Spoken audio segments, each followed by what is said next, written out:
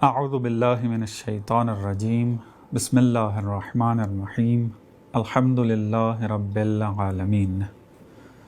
ناظرین خوش آمدید کہتے ہیں آپ کو کہ آپ نے نور الولایہ ٹی وی کے پلیٹ فارم کو جوائن کیا،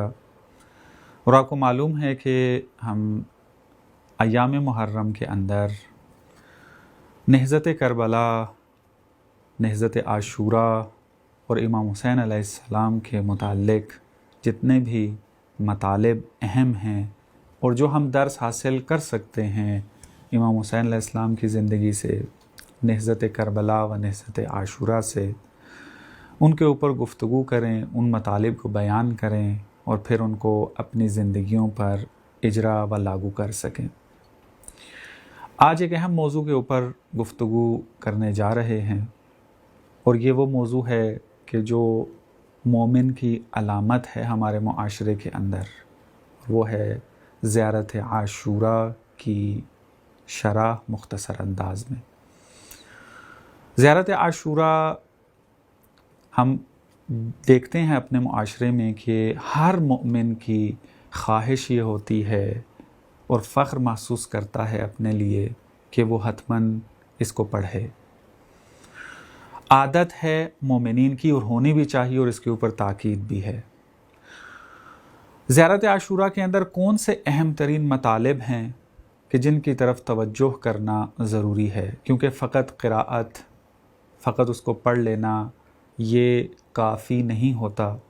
بلکہ اس کے اندر جو موجود درس ہوتے ہیں، اس کے اندر جو اہم ترین مطالب ہوتے ہیں، اس کی طرف توجہ کر کے اس کے اوپر عمل کرنا ہوتا ہے۔ تو اسی نقطے کی خاطر ہم نے اس پروگرام کا انعقاد کیا، اور اس موضوع پر گفتگو کرنے کے لیے ہم نے دعوت دی ہے جناب مولانا یاسین مجلسی صاحب کو اور جناب مولانا ہادی ولایتی صاحب کو، کہ خوش آمدید کہتے ہیں کہ آپ تشریف لائے اور ایک اہم موضوع پر آپ گفتگو کریں گے۔ یاسین، ہم آپ سے پروگرام کا آغاز کرتے ہیں۔ جیسا کہ مقدمے میں نے بیان بھی کیا کہ ہمارے اس پروگرام کا اس سیگمنٹ کا جو عنوان ہے وہ زیارت عاشوراء ہے، اس کے اوپر مختصر سی گفتگو ہوگی ہماری، لیکن میں پہلے چاہوں گا کہ خود زیارت کا کیا مفہوم ہے اور ہمیں زیارت کیوں پڑھنی چاہیے، اس کا کیا فلسفہ ہے، اس کے اوپر مختصر روشنی ڈال دیجیے۔ جی بہت بہت شکریہ۔ اعوذ باللہ من الشیطان اللعین الرجیم، بسم اللہ الرحمن الرحیم، الحمد للہ رب العالمین، الصلاۃ والسلام علی خیر خلقہ اجمعین۔ سب سے پہلے میں ناظرین کرام کو ایام عزا کی مناسبت سے تسلیت عرض کرتا ہوں۔ اگر ہم نگاہ کریں خود زیارت کے مفہوم کی طرف، تو زیارت کے جو لفظی معنی جو ہیں وہ قصد اور توجہ کے ہیں۔ زیارت مادہ زور سے لیا گیا ہے، عربی زبان کا لفظ ہے زور۔ زور کے جو معنی ہیں وہ روگردانی، میل اور منہ موڑنے کو کہتے ہیں، لیکن زیارت کے جو معنی ہیں علماء جو بیان کرتے ہیں وہ کہتے ہیں کہ قصد اور توجہ کو جو ہے وہ زیارت کہتے ہیں۔ اب اس معنی میں یعنی روگردانی میں اور قصد اور توجہ میں کیا رابطہ ہے، اس کو میں آپ کے سامنے بیان کروں گا، تو انشاءاللہ خود زیارت کا جو مفہوم ہے آپ کے لیے شاید کلیئر ہو جائے اور ہمارے ناظرین کے لیے جو ہے وہ واضح ہو جائے۔ میں نے بیان کیا کہ زور کے معنی جو ہے وہ ہے روگردانی کرنا، اپنے رخ کو موڑنا۔ ہم جب زیارت پڑھتے ہیں در حقیقت ہم قصد اور توجہ کرتے ہیں اہل بیت علیہم السلام کی طرف، بارگاہ الہی کی طرف اور اہل بیت علیہم السلام کی طرف توجہ کرتے ہیں، اور ہم منہ موڑتے ہیں دنیا کی مادیات سے، گناہ سے۔ اس رخ کے موڑنے کو جو ہے وہ کہتے ہیں زور، اور ہم قصد اور توجہ کر رہے ہیں اہل بیت علیہم السلام کی طرف۔ تو یہ جو زیارت ہے در حقیقت اپنے آپ کو متوجہ کرنا ہے اہل بیت علیہم السلام کی طرف، اپنے آپ کو اہل بیت علیہم السلام کے سامنے قرار دینا ہے۔ اب سوال یہ ہوتا ہے کہ ہم زیارت میں جو جملے ادا کرتے ہیں، جو ہم مضامین پڑھتے ہیں، اس میں در حقیقت ہم کیا کرتے ہیں، اہل بیت سے ہم کیا چاہ رہے ہوتے ہیں۔ اور اگر ہم زیارت کے مفاہیم کو دیکھیں اور یا خود زیارت کو دیکھیں تو 3 اصلی ارکان ہیں زیارت میں۔ ایک خود زائر جو زیارت کرنے والا ہے، اور ایک جس کی زیارت کی جا رہی ہے، جس کو ہم عربی میں کہتے ہیں مزور، جس کی زیارت کی جا رہی ہے، اور ان دونوں کے درمیان، زائر اور مزور کے درمیان جو رابطہ ہوتا ہے ایک قلبی کیفیت ہوتی ہے اور ایک رابطہ ہوتا ہے، اس کے ذریعے سے ہم اپنے ارتباط کو، اپنے قصد اور توجہ کو مزور کے ساتھ جو ہے وہ برقرار کرتے ہیں۔ تو بس 3 اصلی ارکان ہیں زیارت میں، زائر، مزور اور قلبی کیفیت۔ بس اس قلبی کیفیت کو ایجاد کرنا اور قصد اور توجہ کرنے کو ہم کہتے ہیں زیارت۔ اب یہ زیارت کے جو مفاہیم ہیں اور مضامین ہیں، اس میں در حقیقت اگر ہم دیکھیں تو یہ در حقیقت دعوت نامہ کمال ہے۔ اگر انسان چاہتا ہے اپنے آپ کو تکامل کی طرف لے کر جائے، اپنے اعتقادات کو تکمیل کے مرحلے تک لے کر جائے،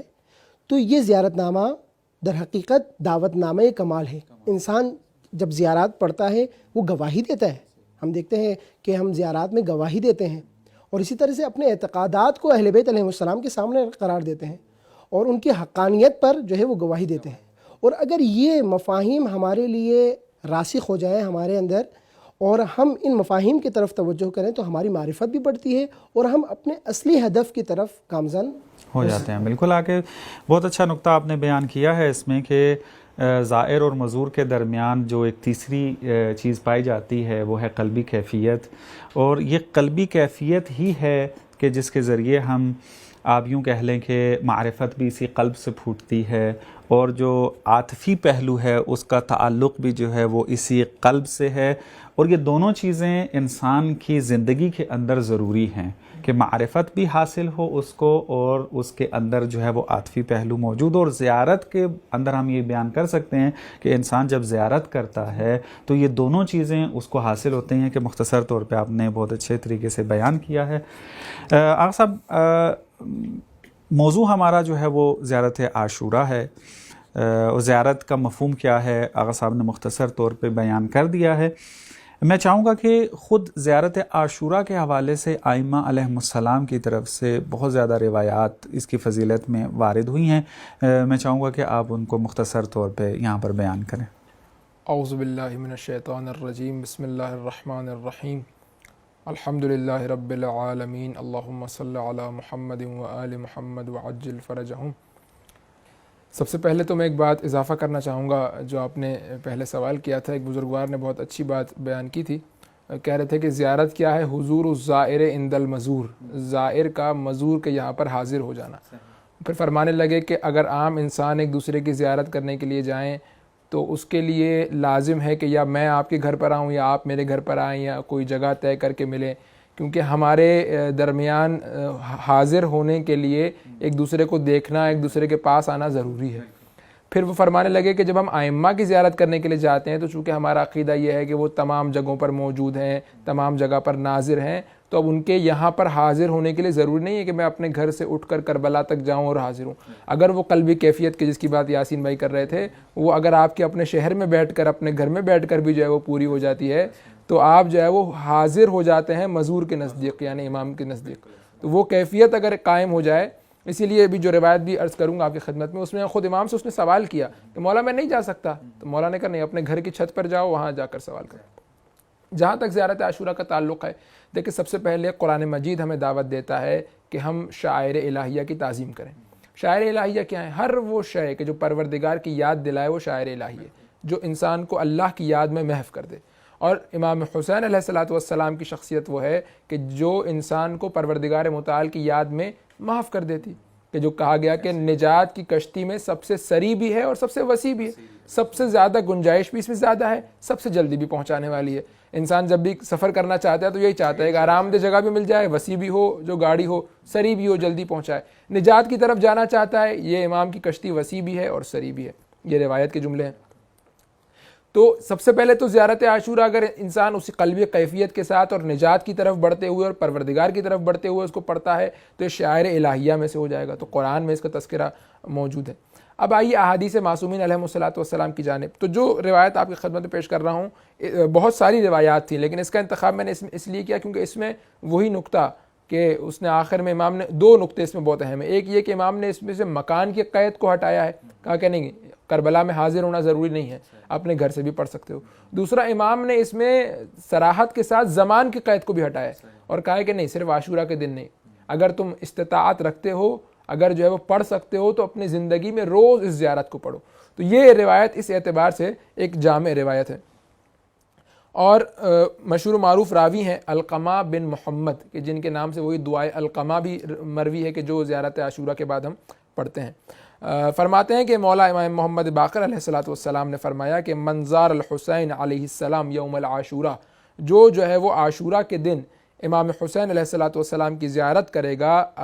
اس حالت میں زیارت کرے کہ بکا کر رہا ہو, رو رہا ہو امام پر, لقی اللہ تعالی یوم القیامہ, اللہ سے ملاقات کرے گا قیامت کے دن. کس حالت میں؟ اس حالت میں کہ پروردگار اس کو عطا کرے گا 1000 حج کا ثواب, 1000 عمرے کا ثواب اور 1000 غزوات کا ثواب کہ جو اس نے رسول اللہ کے ساتھ لڑے ہوں. یہ وہ ثواب ہے کہ جو زیارت عاشورہ پڑھنے والے کے لیے بیان کیا جا رہا ہے کہ من حج واعتمر وغزا مع رسول اللہ, یعنی حج بھی اس نے رسول کے ساتھ کیے ہوں, عمرے بھی اس نے رسول کے ساتھ کیے ہوں, غزوات بھی اس نے رسول کے ساتھ لڑے ہوں. 1000 ایسے غزوات کا ثواب, 1000 ایسے عمروں کا ثواب اور 1000 ایسے حج کا ثواب کس کے لیے ہے؟ جو زیارت کو پڑھے گا. اس کے بعد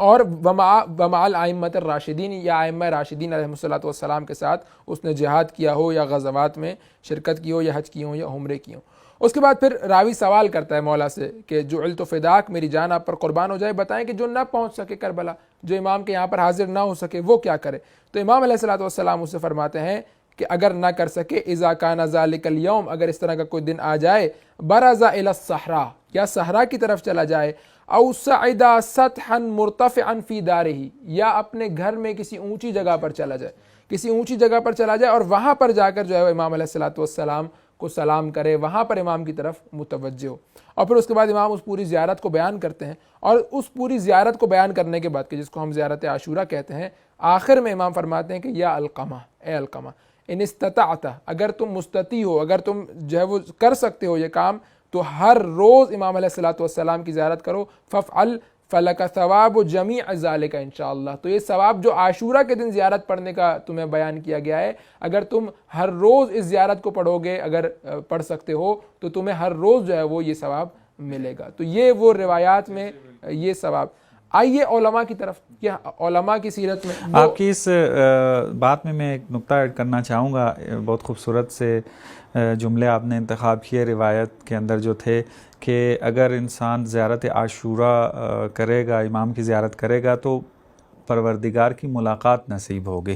تو اگر آپ قرآن میں دیکھیں جا کر تو جو مومنین کے درجات بیان کیے گئے ہیں, مثلا کسی کا کہا گیا ہے کہ جنت ملے گی, کسی کو کہا گیا ہے کہ مثلا جو ہے وہ یہ مقام اس کو حاصل ہوگا. آخری جو مقام مومن کے لیے بیان کیا ہے نا, وہ عند ملیک مقتدر ہے کہ خداوند متعال کی جو ہے ملاقات نصیب ہوگی, اور یہ زیارت ہے امام حسین علیہ السلام کے اندر. بالکل خدا سے ملاقات کرے. جی جی, اور ملاقات سے مراد بھی ہماری خود اپنے کلامی مبانی کے تحت ہے کہ جس میں جسم و جسمانیت سے منزہ ہے خدا. دیکھیں نا, خود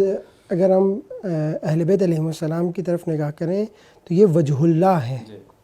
وجہ اللہ یعنی وہ افراد کے جو پروردگار کے درمیان اور ہمارے درمیان واسطہ بنتے ہیں, کہ جن کے طفیل سے ہم خداوند متعال کی طرف متوجہ ہوتے ہیں. تو اگر امام حسین علیہ السلام سے کوئی متمسک ہو جائے اور امام حسین علیہ السلام کی طرف رخ کرے, تو گویا وہ امام حسین کے توسط سے پروردگار کی طرف جو ہے وہ متوجہ ہوتے ہیں.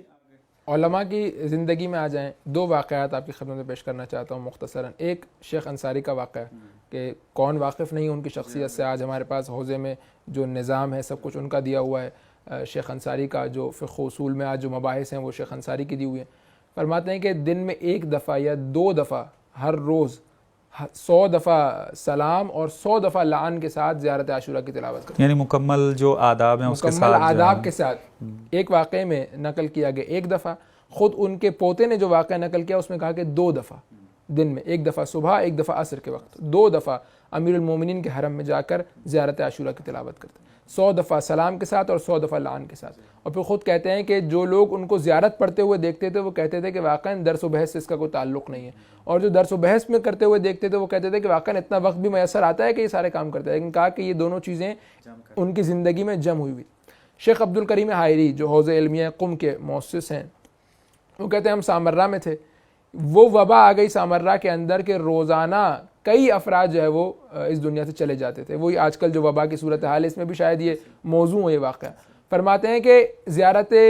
حکم دیا گیا کہ زیارت عاشورہ پڑھیں سب شیعہ، اور اس کے بعد حالت یہ تھی کہ کچھ دنوں کے بعد وہ زیارت عاشورہ کا اثر مرتب ہوا کہ جس کی وجہ سے غیروں نے سوال کرنا شروع کیا کہ تم لوگوں نے کون سا ایسا کام کیا جس کی وجہ تمہارے یہاں پر بیماری اور وبا نہیں آ رہی. اور پھر جب غیروں کو بتایا گیا تو علاج کی غرض سے غیروں نے بھی جو ہے وہ زیارت عاشورہ کی تلاوت شروع کی. وہ اثر سامرہ کے اندر زیارت عاشورہ کا مرتب ہوا. تو یہ اتنی تمام تر زیارات میں آپ دیکھیں، امام حسین کی زیارات 15 رجب کو وارد ہوئی ہے، 15 شعبان کو وارد ہوئی ہے، شبائے قدر میں وارد ہوئی ہے، لیکن کوئی بھی زیارت ایسی نہیں ہے کہ جس میں حکم دیا گیا ہو کہ اس زمان سے ہٹ کر آپ دوسرے زمان میں پڑھ سکتے ہیں. 15 رجب کی زیارت 15 رجب کو پڑھنی ہے، 15 شعبان کی زیارت 15 شعبان کو پڑھنی ہے، شب قدر کی زیارت شب قدر میں پڑھنی ہے، عیدین کی زیارت عیدین میں پڑھنی ہے، عرفہ کی زیارت عرفہ میں. لیکن یہ جو زیارت ہے عاشورہ کی، کہا گیا کہ نہیں، ہر روز آپ پڑھنا چاہیں تو ہر روز پڑھیں. یعنی مکان کے قید اتنی اس کی برکات اور فیوز ہیں کہ اس سے مکان کے قید کو ہٹا دیا گیا.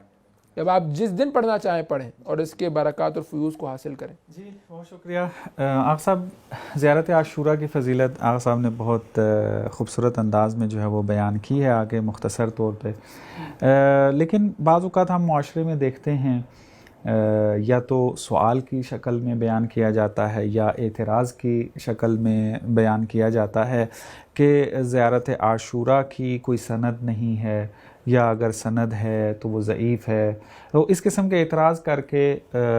مومنین کے جو ہیں وہ اس اطمینان اور یقین کے اندر جو عاشورہ کی نسبت وہ رکھتے ہیں ان کو کم کرنے کی کوشش کی جاتی ہے. تو میں چاہوں گا آپ مختصر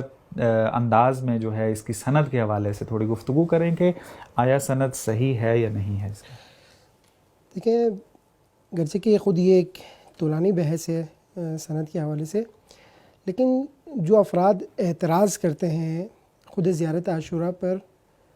دو طرح کے لوگ ہیں. ایک وہ کہ جو مبغض ہیں، اصلاً زیارت عاشورہ کا سرے سے انکار کرتے ہیں. ایک وہ کہ جو علمی اعتبار سے کہتے ہیں کہ جو ہے اس کی کوئی حیثیت نہیں ہے. لیکن ایک طبقہ وہ بھی ہے کہ جو زیارت عاشورہ کو اس قدر اہمیت دیتا ہے کہ کہتے ہیں کہ زیارت عاشورہ جو ہے وہ حدیث قدسی ہے. تو ان کے جواب کے لیے جو ہے ہم یہ کہہ سکتے ہیں کہ زیارت عاشورہ در حقیقت وہ زیارت ہے کہ جس کے بارے میں ہم اہل بیت علیہم السلام کی طرف سے بھی ہمیں جو ہے وہ احادیث ملتی ہیں، اور ساتھ ہی ساتھ جو مورخین ہیں اور جو روات ہیں احادیث کے، انہوں نے بھی اس کو بہترین انداز میں جو ہے وہ بیان کیا ہے، جس میں مشہور و معروف ہمارے سامنے جو ہے وہ محمد ابن قلوی ہے کہ جو سن 368 ہجری میں جو ہے وہ اس دنیا سے گئے ہیں.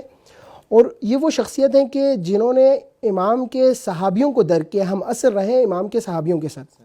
انہوں نے اس روایت کو کامل الزیارات نامی کتاب میں جو ہے نا وہ ذکر کیا ہے. اور کامل الزیارات جو ہے وہ کتاب ہے کہ جس میں جو ہے وہ بہت ساری زیارات جو ہے وہ نقل کی گئی ہیں، اور علماء اس کتاب کو حیثیت دیتے ہیں اور معتبر ہے علماء کے نزدیک یہ کتاب. اب دیکھتے ہیں کہ جناب قلوی نے اس زیارت کو کتاب کامل الزیارات میں ذکر کیا ہے، اور انہوں نے 2 اسناد کے ذریعے سے اس کو مرتبط کیا ہے امام محمد باقر سے.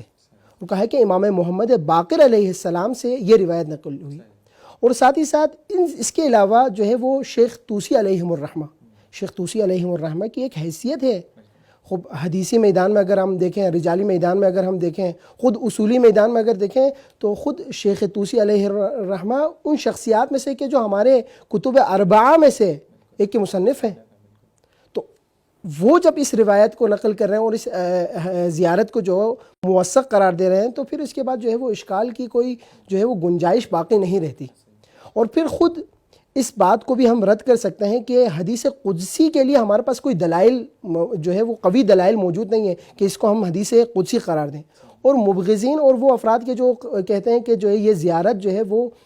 امام معصوم سے نقل نہیں ہوئی، تو علماء نے بیان کیا شیخ طوسی علیہ الرحمہ کی شخصیت اور محمد ابن قلوی کی شخصیت. ان دونوں افراد نے 2 اسناد کے ذریعے سے امام محمد باقر علیہ السلام سے جو ہے وہ اس زیارت کو نقل جی کیا ہے. آپ کی اس بات میں تھوڑا ایک نقطہ ایڈ کرنا چاہوں گا. یعنی آپ دیکھیں کہ جو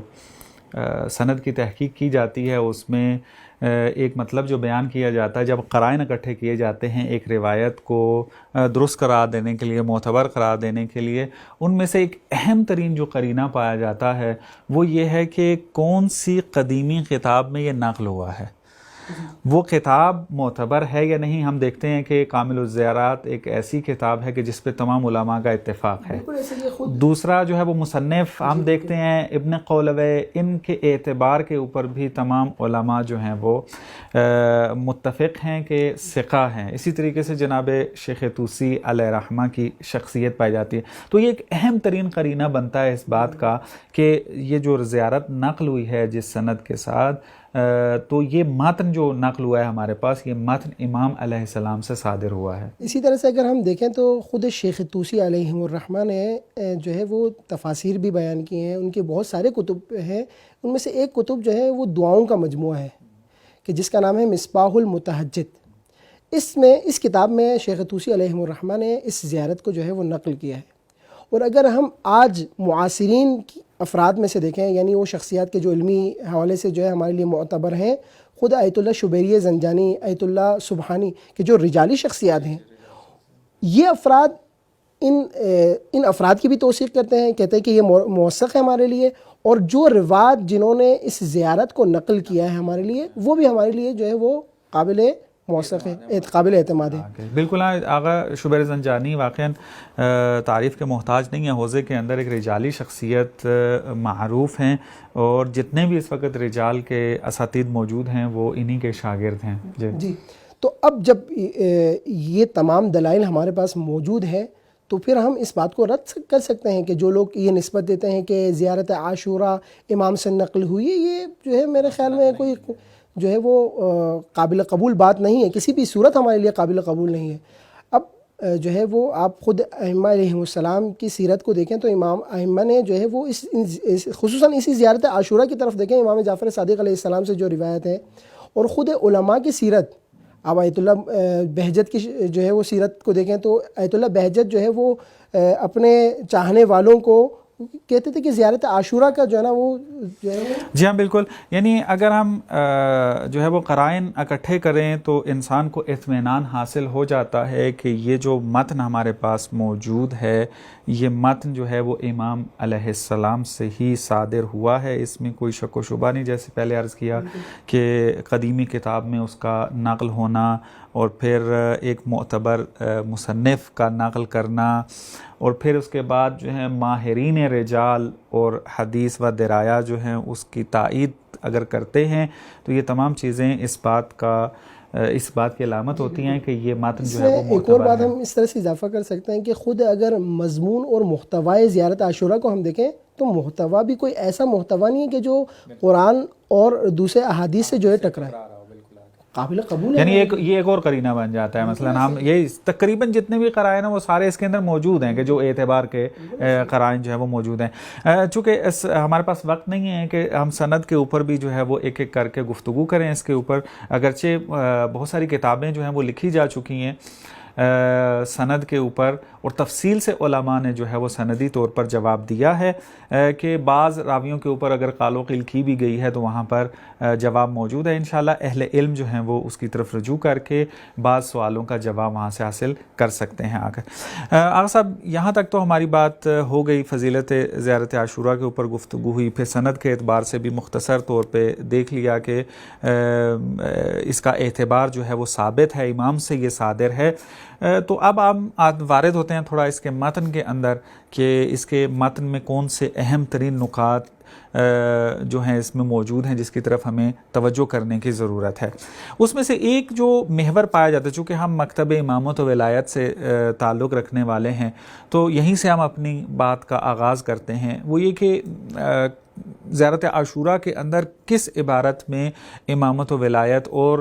مومنین کا آپس میں جو رابطہ ہے اس کی طرف اشارہ کیا گیا ہے۔ بسم اللہ الرحمن الرحیم۔ دیکھیے جب زیارت عاشوراء شروع ہوتی ہے تو جیسے ہم امام کی بارگاہ میں سلام پیش کرتے ہیں، اس کے بعد اگر پوری زیارت عاشوراء کا مطالعہ کیا جائے اور اس کو پڑھا جائے بغور تو ہم سمجھ سکتے ہیں کہ کتنے ہی ایسے موضوعات ہیں جس میں پوشیدہ ہیں۔ امامت سے متعلق، دشمنان امامت سے متعلق، مہدویت سے متعلق، پھر ہماری ذمہ داریوں سے متعلق، یعنی ایک کامل جس کو کہہ سکتے ہیں کہ اس کے اندر محتوا موجود ہے۔ وہی آپ نے جو بات کی ولایت سے متعلق، ولایت ائمہ علیہ الصلوۃ والسلام سے متعلق، ابتدائی میں جملہ ہے کہ جب ہم لعنت کر رہے ہوتے ہیں ان افراد پر کہ جنہوں نے حق اہل بیت کو غصب کیا، وہاں پر ہے کہ وَلَعَنَ اللَّهُ أُمَّةً دَفَعَتْكُمْ عَنْ مَقَامِكُمْ وَأَزَالَتْكُمْ عَنْ مَرَاتِبِكُمُ الَّتِي رَتَّبَكُمُ اللَّهُ فِيهَا، کہ اگر دنیا میں کوئی کسی کو کوئی مرتبہ دے دے، دنیا میں کوئی کسی کو مقام دے دے اور کوئی دوسرا آ کے اسے چھین لے، تو یہ جو ہے وہ، لیکن اس سے بڑی بات کیا ہے کہ رتبکم اللہ فیہا، وہ ولایت کا منصب، وہ امامت کا منصب کہ جو پروردگار متعال نے آپ کو عطا کیا تھا، انہوں نے آپ سے چھیننے کی کوشش کی۔ یعنی امامت کا وہ پہلو کہ امام آ کر لوگوں پر حکومت کر سکے، حکومت اسلامی کو قائم کر سکے، لوگوں کے امور کی جو زمام ہے وہ امام کے دست میں ہو، یہ حق امام کا تھا۔ ایک تو وہ امامت تکوینی ہے کہ جو امام سے چھینی نہیں جا سکتی، لیکن یہ خلافت ظاہری، یہ حکومت کا حق، یہ لوگوں کے امور کو چلانے کا حق، یہ امام کا حق ہے۔ یہ اللہ تعالیٰ کی طرف سے دیا گیا تھا، یہ اللہ نے انہیں عطا کیا تھا۔ پروردگار متعال نے اپنے بندوں پر حکومت کرنے کا حق اپنے بندوں میں سے ان کو دیا تھا۔ دشمنان اہل بیت نے آ کے اس حق کو چھینا، یعنی وہ رتبکم اللہ فیہا۔ یہ بہت اہم ہے کہ پروردگار متعال نے جو ولایت کا حق دیا تھا وہ چھینا گیا، یعنی وہ ولایت کتنی مہم چیز ہے کہ یعنی یہاں پہ الہی منصب کو بیان کیا جا رہا ہے کہ یہ امامت جو ہے وہ الہی منصب ہے اور خداوند متعال نے عطا کیا تھا اس میں۔ یعنی اگر ایسا نہیں ہے کہ مثلا کچھ لوگوں نے مل کر جو ہے وہ کسی کو اگر زمام دے دی تو اس کے پاس حق ہو گیا کہ وہ جو ہے وہ لوگوں پر حکومت کر سکتا ہے، نہیں، بلکہ پروردگار متعال کے نمائندے کو حق ہے کہ جس طرح سے تکوینی طور پر وہ امام ہے، اسی طرح سے تشریعی طور پر حکم بھی اسی کا چلے گا۔ اسی طرح سے لوگوں کے امور کی زمام کہ جس کو زیارت جامعہ میں کہا گیا سیاست العباد، یعنی لوگوں کے امور کی جو اصلاح کرے گا، جو لوگوں کے امور کو لے کر چلے گا، وہی امام ہوگا، امام وقت ہوگا۔ اس کے بعد آئیے اور آگے بڑھیے، انی سلم لمن سالمکم، یعنی ایک سب سے پہلا مرحلہ تو کیا ہے کہ اس مقام کی معرفت حاصل ہو جائے کہ رتبکم اللہ فیہا، یہ آپ کو اللہ تعالیٰ نے دیا یہ مقام، جب اللہ نے دیا ہے تو میرے لیے قابل پیروی ہے۔ اب پیروی کس طرح سے کرنی ہے، اس پیروی کی انتہا کو بیان کیا جا رہا ہے اگر انسان اس کو حس کرنے کی کوشش کرے۔ انی سلم لمن سالمکم وحرب لمن حاربکم الی یوم القیامہ، یعنی یہ لمحہ کہ جس لمحے میں زیارت پڑھ رہا ہوں، اس لمحے سے لے کر قیامت تک ایک لمحے کے لیے بھی میری کسی ایسے شخص کے ساتھ جو ہے وہ صلح نہیں ہو سکتی جس کی آپ کے ساتھ دشمنی ہو، میری کسی بھی ایسے شخص کے ساتھ دشمنی نہیں ہو سکتی جس کی آپ کے ساتھ صلح ہو۔ یعنی اس لمحے سے لے کر، یعنی جب میں اپنے گھر کی چھت پر یا کربلا میں یا کہیں پر بھی کھڑے ہو کر یہ کہہ رہا ہوں اے امام انی سلم لمن سالمکم وحرب لمن حاربکم، تو اس جملے کے ادا ہونے کے بعد میں کہہ رہا ہوں الی یوم القیامہ، یعنی اب اس کے بعد مجھے ایک لمحے کے لیے بھی اجازت نہیں ہے کہ میں کسی ایسے سے صلح کرنے کے لیے آگے بڑھوں کہ جس سے امام کی جنگ ہو، اور نہ مجھے یہ اجازت ہے کہ میں کسی ایسے کے ساتھ آگے بڑھ کر جو ہے وہ منہ بگاڑوں، اس کے ساتھ تعلقات خراب کروں کہ جس کی امام کے ساتھ صلح ہے۔ یعنی آپس میں مومنین سلم لمن سالمکم، یعنی اب میرے لیے جو ہے وہ فارمولہ بہت آسان ہو گیا۔ جیسے ہی کوئی شخص سامنے آیا، میرا اس کے ساتھ رویہ کیا ہونا چاہیے؟ سب سے پہلے انسان دیکھے اس کا امام کے ساتھ رویہ کیا، اگر اس کی امام کے ساتھ صلح ہے تو میرے ساتھ صلح ہے، اگر اس کی امام کے ساتھ جنگ ہے تو میرے ساتھ جنگ ہے۔ انی سلم لمن سالمکم وحرب لمن حاربکم الی یوم القیامہ کہہ کے ہمیں بالکل جو ہے نا باؤنڈ کر دیا گیا کہ ایک لمحے کے لیے بھی جو ہے نا اس سے آپ فرار نہیں کر سکتے کہ کبھی امام کے دوستوں کے ساتھ دوستی اور کبھی امام کے دشمنوں کے ساتھ دوستی نہیں۔ الی یوم القیامہ کے اندر ایک نقطہ ہم یہ بھی جو ہے وہ توجہ کر سکتے ہیں، آپ کی اس بات سے جو ہے وہ ذہن میں آیا کہ زیارت عاشوراء اتنی فضیلت بیان بھی اسی لیے کی گئی ہے کہ اس قسم کے جملات جب ہم پڑھیں ہیں تو ہمارے اندر وہ جذبہ پیدا ہو کہ چونکہ امام نے مظلوم کے حق میں اور ظالم کے خلاف قیام کیا تھا، تو یہاں پر آ کر کہہ رہے ہیں انی حرب لمن حاربکم، میری جنگ رہے گی ہمیشہ اس کے ساتھ کہ جو تیرے ساتھ جنہوں نے جنگ کی ہے، یعنی یزیدیت کے خلاف ہمیشہ جنگ میں رہنا ہے، چاہے وہ کربلا کے اندر جو ہے یزید تھی یا آج کے دور کا یزید ہو، تو اس میں یعنی دوام پایا جاتا ہے، اس پورے سلسلے میں دوام پایا جاتا ہے۔ یعنی اس وقت جو دشمن تھے ان کے ساتھ جنگ ختم نہیں ہوگی بلکہ الی یوم القیامہ تک جاری ہے۔ اسی طرح سے اس وقت جو امام کے ساتھ انصار تھے کہ جنہوں نے اپنی صلح کو امام کے ساتھ، انی سلم لمن سالمکم، یعنی حبیب ابن مظاہر، یعنی مسلم ابن اوسجا، یعنی مسلم ابن عقیل، یعنی حضرت عباس، یہ وہ لوگ تھے جو اس وقت کہہ رہے تھے انی سلم لمن سالمکم، وہ سلسلہ بھی اب تک جاری ہے۔ اور حرب لمن حاربکم کا سلسلہ بھی اب تک جاری ہے، دوام ہے اس میں. اگر اس طرف نگاہ کریں تو یہ در حقیقت ایمان کی تکمیل کا جو ہے نا یہ مرحلہ ہے. خود اگر ہم روایت کی طرف دیکھیں، ابو حمزہ شمالی امام محمد باقر علیہ السلام کے پاس آ کر پوچھتے ہیں کہ حقیقت ایمان کی تکمیل کیا ہے، ہم کیسے اپنے ایمان کو تکمیل کر سکتے ہیں؟ تو مولا فرماتے ہیں کہ اولیاء سے دوستی اور خداوند متعال کے دشمنوں سے دشمنی قرار دینا، یہ ایمان کی تکمیل کا مرحلہ ہے. تو اگر ہم اپنے ایمان کو تکمیل کرنا چاہتے ہیں تو یہ زیارت عاشورہ کا متن ایک ایسا متن ہے کہ جس کے ذریعے سے ہم اپنے ایمان کو بھی تقویت بخش سکتے ہیں اور اپنے ایمان کو ایمان مستقر قرار دے سکتے ہیں. اور یہ متن جو ہے وہ ہمارے مومنین کے لیے ایک آپ یوں کہہ لیں کہ ایک بہترین درس بنتا ہے اور ایک بہترین علامت ہے ایسے افراد کو پہچاننے کے لیے کہ جو انی سلم لمن سالمکم و حرب لمن حاربکم کے اوپر عمل کر رہے ہیں، اور وہ حزب اللہ جیسی جو ہمارے پاس ایک الہی تحریک موجود ہے یا اس قسم کی دوسری تحریکیں موجود ہیں، ان کے خلاف زبان درازی کرتے ہیں اور پھر اپنے آپ کو شیعہ بھی کہلاتے ہیں. تو زیارت عاشورہ کا یہ جملہ بتا رہا ہے کہ جو حرب اس پہ میری جنگ ان کے ساتھ ہے جس کے ساتھ آپ کی جنگ رہی ہے، تو وہ اسرائیل کے خلاف جنگ لڑ رہے ہیں. اسرائیل کے خلاف تو امام بھی اگر ہوتے تو یہاں پر جنگ کر رہے ہوتے. تو اب اس کے خلاف زبان درازی کرنے والا بندہ زیارت عاشورہ کی جو متن کے مطابق حقیقی شیعہ نہیں ہے. نہیں ہو سکتا. نہیں، آپ دیکھیں نا کہ وہ افراد کے جو یعنی اب حال آپ کسی بھی شخصیت کو اپنے ذاتی جو ہے نا نظریات سے ہٹ کے دیکھ لیجئے، یہ جس سے لڑ رہا ہے، یہ جس کے مقابل میں کھڑا ہوا ہے، وہ جو ہے وہ حقیقت میں امامت کا دشمن ہے یا نہیں؟ اگر یہ امامت کے دشمن سے لڑ رہا ہے تو میری اس کے ساتھ صلح ہونی چاہیے. اگر اب میری اس کے ساتھ کوئی جنگ ہے تو پھر چیک کرنا پڑے گا کہ یہاں پر معاملہ درمیان میں کوئی مشکل ہے کہ جس کی وجہ سے میرا کوئی ذاتی تعصب ہے، میری کوئی ذاتی نگاہ ہے، میرا کوئی جو ہے نا کوئی اخلاقی مسئلہ ہے، کوئی ایسی چیز سلسلہ ہے. کیونکہ اگر آپ صاف فارمولے جس طرح فارمولہ ہوتا ہے اس میں آپ ڈالیں تو رزلٹ جو ہے بالکل سیم آتا ہے. اب آپ اس میں یہ فارمولہ ہے، امامت کے دشمن کے ساتھ جو لڑ رہا ہے اس کے ساتھ جو ہے وہ میری دوستی ہے، جس کو شہید استاد نے سبط جعفر نے کہا تھا کہ جو تیرا جو دوست ہے وہ ہے آقا میرا، تیرے دشمن سے ہے دشمنی، تیرا جو دوست ہے وہ ہے آقا میرا. تو جو امامت کے دشمنوں کے ساتھ لڑ رہا ہے تو اس کی تو جو ہے وہ سر کی جوتی بھی جو ہے ہم نے اپنے سر پر رکھنی. بالکل ایسے. بہت شکریہ. بہت اچھے انداز میں جو ہے بعض مطالب جو اس کم وقت میں بیان کرنے چاہیے تھے آپ نے بہت خوبصورتی سے اس کو بیان کیا. انشاءاللہ دوبارہ آپ کی خدمت میں حاضر ہوں گے. ناظرین، ہمارے اس پروگرام اور سیگمنٹ کا جو ہے وقت اپنے اختتام کو پہنچتا ہے. انشاءاللہ دوسرے سیگمنٹ کے اندر دوبارہ آپ کی خدمت میں حاضر ہوتے ہیں. تب تک کے لیے اجازت دیجیے. والسلام علیکم ورحمۃ اللہ وبرکاتہ.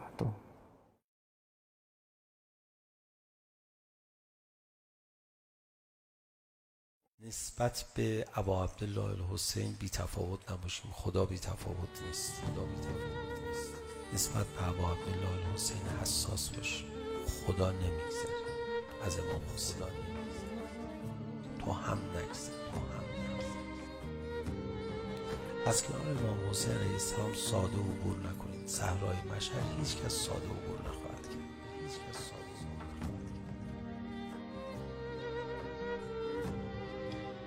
ما به این سادگی نمیتونیم عمل مقبول پیدا کنیم. اینقدر این کار دشوار هست که ما برای رسیدن به یک عمل مقبول تمام عمر باید تلاش کنیم، به حدی که میفرماید اگر کسی 2 رکعت نماز قبول شده داشته باشه بهشت برش واجب میشه. اگر آدم بفهمه که به این سادگی نمیتونه حسنه مقبول پیدا کنه، به این سادگی نمیتونه مقرب بشه، تازه احترام گذاشته به خدا. من بعید میدونم آدمهای معمولی خوب باور کنن این حرفا رو که حضرت امام اواخر عمر انقدر اشک میریختن دیگه حوله باید برای اشک چشمشون میبرد.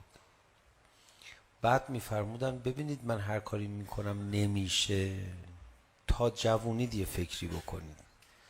دیگه امام شما اینجوری دارید میگی آدم کلا مایوس میشه. من خواهش میکنم مایوس بشید، چون امام تعارف نمیکردن. حالا با یه دونه تقاضای من کسی مایوس نمیشه، ولی فکر عمیق میخواد. یه فراز فوق العاده گلوگیری دارن در دعای عرفه ابا عبدالله الحسین. میکشه آدم، صدا میزنه خدایا من کانم محاسنه مساوی فکیف لا یکون مساویه مساوی. خدایا کسی که خوبیاش بدیهاشه، بدیاش چجوری بدیاش نباشه. اصلا آدم کامل از خودش مایوس میشه. اون چیزی که گفتن یأس بده، یأس از رحمت خدا بده، ولی یأس از خود لازمه، چون یأس از خود نباشه جاش غروره، جاش منمه، جاش بی احترامی به پروردگاره. یکم این حرفا رو بفهمیم، بعد بفهمیم که خدا اشک برای ابا عبدالله الحسین، اظهار ارادت به امام حسین و زیارت ابا عبدالله الحسین رو رد نمی‌کنه. تو میمانی و حسین، تو میمانی و حسین، تو میمانی و حسین، تو میمانی و حسین. اذا کان یوم القیامه نادا منادن، ندا میداد منادی در آسمان، این زوار الحسین، زوار امام حسین کجا؟ گروهی از مردم بلند میشن، بعد خداوند متعال ازشون سوال میکنه که ما اردتم به زیارت قبر الحسین، چی شما خواستید از زیارت قبر امام حسین؟ نیتتون چی بود؟ فیقولون یا رب اتیناه حبا لرسول الله و حبا لعلی و فاطمه. ما رفتیم کنار قبر ابا عبدالله الحسین به خاطر محبت پیغمبر، به خاطر محبت علی ابن ابی طالب، به خاطر محبت فاطمه زهرا علیهم آلاف التحیت و السلام، و رحمتا له مما ارتکب منه، و به خاطر دلمون که برای حسین علیه السلام سوخت. خدا چجوری برخورد میکنه؟ فیقال لهم، خداوند متعال به اینها میفرماید شما به این دلیل این کارو کردید، هذا محمد و علی و فاطمه و الحسن و الحسین فالحقوا بهم، ملحق بشید بهشون، فانتم معهم فی درجتهم. من ترجمه نمی کنم این جملات رو. الحقوا بلواء رسول الله، برید زیر پرچم پیغمبر. بعد اینا میرن زیر پرچم پیغمبر، اطرافشو میگیرن، از پشت سر و سمت راست و سمت چپ با رسول خدا وارد بهشت میشن. باید ما یک کمی قیامت رو بدونیم یعنی چی، تا این اتفاقی که اونجا میفته رو معنا کنیم برای خودمون. امام حسین علیه السلام یک فرصت فوق العاده است. هیچ، فقط اینا رو باید باور کنی. قیامت رو باید بدونی، حساب و کتاب و میزان رو باید بدونی، مقام رب رو باید بدونی. یه حسنه قبول بشه کارت بهشته، از بس یعنی سخت قبول بشه چیزی، اینو باید بدونی. اولیای خدا زجه میزدن که خدای ما رو قبول کن بدون یه ذره گناه در طول عمرشون، اینا رو باید بدونی. بعد یه دفعه فرصت امام حسین علیه السلام به این عظمت در این میانه باید بدونی. خداوند متعال بالاتر از فرصت ابا عبدالله الحسین علیه السلام در این عالم نیافریده. اگر آفریده بود بر طاق عرش نام او رو میزد.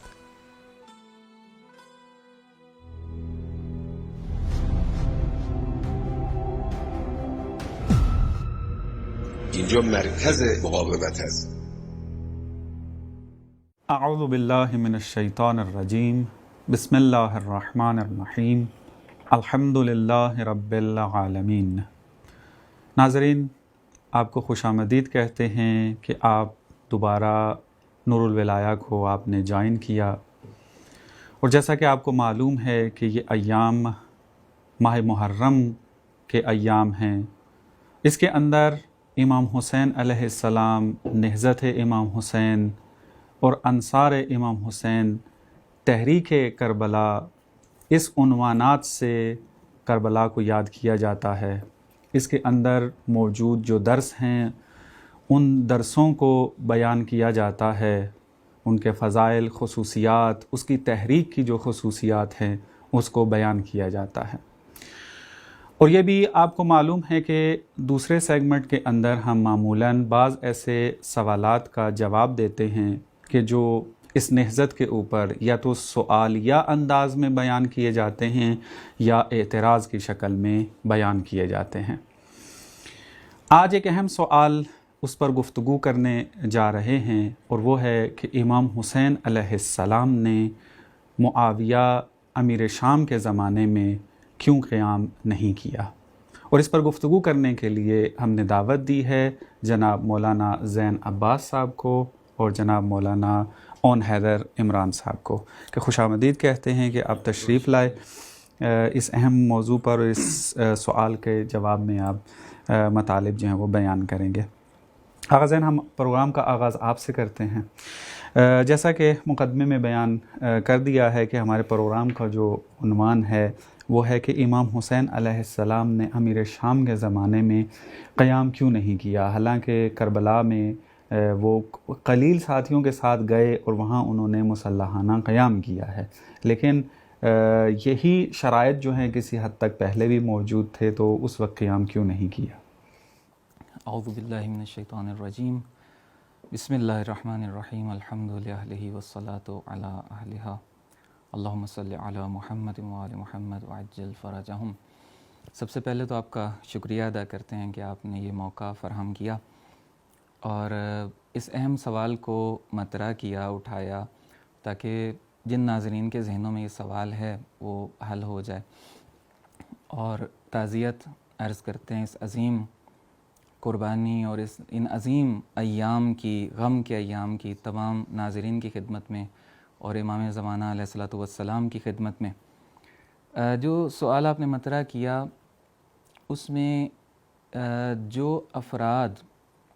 امام حسین علیہ الصلوۃ والسلام کو امام معصوم مانتے ہیں اور جانتے ہیں کہ ان کا کوئی بھی کام معصوم ہستی کا، امام معصوم کا، کسی حکمت سے، مصلحت سے خالی نہیں ہوتا، اور وہ وہی کرتے ہیں کہ جو مرضی پروردگار ہوتا ہے، جو حکم الہی ہوتا ہے، جس میں بشریت کی ہدایت ہوتی ہے، تو وہ اس چیز پر ایمان رکھتے ہیں اور اعتقاد رکھتے ہیں کہ جو کچھ انہوں نے کیا اور جس انداز سے کیا اس سے بہتر نہیں ہو سکتا تھا، اور وہی حق ہے، اور اس پر کامل ایمان و اعتقاد رکھتے ہیں. لیکن پھر بھی ہمیں اس سوال کی تحلیل کرنی چاہیے ان لوگوں کے لیے کہ جو امام معصوم نہیں مانتے یا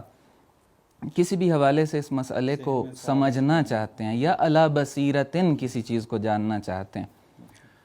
تو اس کی کئی وجوہات جو ہیں وہ بیان کی گئی ہیں اور ہو سکتی ہیں. رہبر معظم نے اس حوالے سے جو بیان کیا اس میں یہ ہے کہ ہمیں ملتا ہے کہ امام حسین علیہ الصلوۃ والسلام نے بعین ہی وہی کردار اپنایا، وہی روش اپنائی کہ جو امام حسن علیہ الصلوۃ والسلام جس پوائنٹ پر اس معاشرے کو لا کر کے چھوڑ کے امام حسین علیہ السلام کے سپرد کر کے گئے تھے، تو اس کا تسلسل تھا. تو جس طرح سے امام حسن علیہ الصلوۃ والسلام صلح کے بعد آگے بڑھے، اسی کو امام حسین علیہ السلام نے امیر شام کی زندگی تک جاری رکھا. ایک تو یہ بات، انشاءاللہ یہ موضوعات آگے وقت نے جتنی گنجائش دی اور فرصت ہوئی ان کو کھولتے ہیں انشاءاللہ. دوسری جو وجہ تھی وہ امیر شام کی شخصیت تھی، پیچیدہ شخصیت، ان کا انداز، اور امیر شام نے جس طریقے سے معاشرے کو اپنے کنٹرول میں لیا ہوا تھا اور معاشرہ کیا سوچ رہا تھا، معاشرہ کس جگہ پر کھڑا ہوا تھا، ان ساری چیزوں کو اگر دیکھا جائے اور اس موضوع کو تھوڑا واضح کیا جائے اور کھولا جائے تو اس میں ہمیں بڑی آسانی سے یہ بات سمجھ میں آ جاتی ہے کہ وہ مناسب وقت نہیں تھا قیام کا، مسلحانہ قیام کا. اور یہیں پر میں آپ کے اسی نقطے سے ایک بات عرض کر دوں، آخری میرا جملہ ہو جائے گا یہاں پر، کہ یہ واقعی ایک سوال ذہنوں میں اٹھتا ہے یا ایک شبہ کہہ لیجئے اس کو، کہ امام حسین علیہ السلام نے جو مسلحانہ قیام کیا وہ صرف یزید کے زمانے میں کیا اور قیام اس سے پہلے نہیں کیا. اس بات کو تھوڑا واضح کرنے کی ضرورت ہے. میں ایک اشارہ فقط کر دوں کہ ایسا نہیں ہے کہ امام علیہ السلام نے کچھ بھی نہیں کیا. امام علیہ السلام نے اپنے مبارزات اور اپنی تحریک کو ان 10 سالوں میں یا جتنا دقیق تر اس کو نکالنے وقت کو اس میں جاری رکھا جب تک امیر شام کی زندگی تھی, اور اس کے بعد یزید کے زمانے میں حالات بدلے تو انداز بھی اس تحریک کا بدلا آ گیا. بالکل کہ اس پہ تفصیل سے بات ہوگی. یعنی ایک یہ مفہوم ایسا ہے کہ جس کو مزید کھلنے کی ضرورت ہے کہ قیام کا کیا مطلب ہوتا ہے, مبارزہ اور جہاد کا کیا مطلب ہوتا ہے, کہ اس کو انشاءاللہ کھولیں گے آگے. بہت شکریہ. آپ نے تقریباً اس سوال کے اندر موجود جو مختلف آؤٹ لائنز بنتی ہیں کہ ہم نے اس کے اوپر جو ہے وہ گفتگو کرنی ہے, اس کو اچھے انداز میں جو ہے وہ بیان کر دیا. آغاز ان کے جواب کے اندر اور مطالب کے اندر ایک مطلب یہ آیا کہ امام حسین علیہ السلام نے امام حسن علیہ السلام کے بعد انہی کی تحریک کو تسلسل دیا, اور معاویہ اور امیر شام جو تھا اس کے زندگی کے اندر ہی ان کی تحریک کو جو ہے وہ جاری رکھا آ کر. تو آپ سے سوال یہ بنتا ہے کہ وہ کیسے, کیفیت کیا تھی اس تسلسل کی جو امام حسین علیہ السلام نے امام حسن علیہ السلام کی اس تحریک کو تسلسل دینے میں جاری رکھا اس کو؟ اعوذ باللہ من الشیطان الرجیم. بسم اللہ الرحمن الرحیم. سب سے پہلے ایک دفعہ دوبارہ ناظرین کی خدمت میں ایام محرم کے عنوان سے تسلیت پیش کرتا ہوں کہ یہ امام حسین علیہ السلام کی شہادت عظمیٰ ہے, اور اس کے مختلف پہلوؤں کو جتنا بیان کیا جائے کم ہے, اور زیادہ سے زیادہ اس پہ ایک فرصت ہے, ایک موقع ہے محرم کا, سفر کا, کہ اسی محرم و سفر کے ذریعے سے اسلام زندہ ہے. تو ہم زیادہ سے زیادہ امام حسین علیہ السلام کے پہلوؤں پہ, ان کی زندگی کی پہلوؤں پہ, ان کی سیرت کے پہلوؤں پہ غور و خوض کریں, اور کربلا کے مختلف پہلوؤں پہ غور و خوض کریں. دیکھیے, رہبر معظم کی رمضان کی ہم نے ٹیلی کاسٹ میں بھی ایک تعبیر, اس پہ کافی گفتگو بھی ہوئی, وہ یہ ہے کہ رہبر معظم ان تمام ائمہ امام علی علیہ السلام سے لے کے امام حسن عسکری تک کم از کم, جو حضور کے زمانہ ہے, غیبت کے زمانے کو اس میں شامل نہیں کرتے, اس کو پورے 250 سالہ اس دور کو کہتے ہیں کہ یہ 250 سالہ انسان ہیں. یہ یوں نہ ہم تصور کریں کہ یہ جو ہے وہ 11 انسان ہیں جن کے علیحدہ علیحدہ افکار تھے, علیحدہ علیحدہ اہداف تھے, اور ان کا ایک انسان ہونے کی بھی مبنی وجہ کیا ہے؟ ایک وجہ یہ ہے کہ وہ ان کی فکر ایک تھی,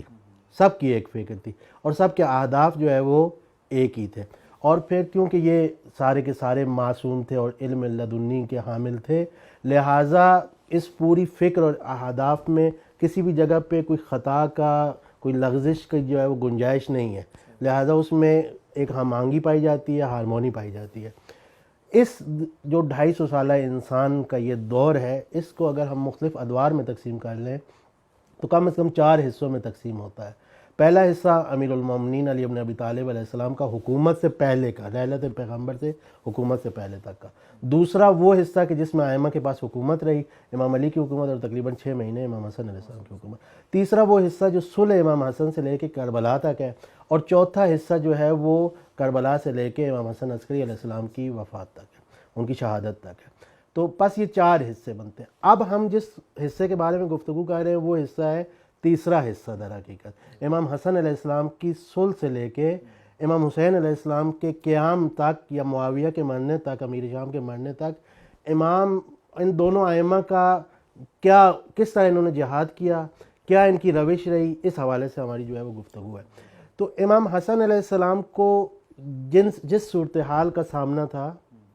اسی صورتحال کا بعینہ ہی معاویہ کے دور میں امام حسین علیہ السلام کو بھی سامنا تھا. یہ وہ صورتحال ہے, یہ وہ کنڈیشنز ہیں کہ جن میں صلح کی گئی ہے. اور جیسا کہ رمضان میں ہم نے عرض کیا تھا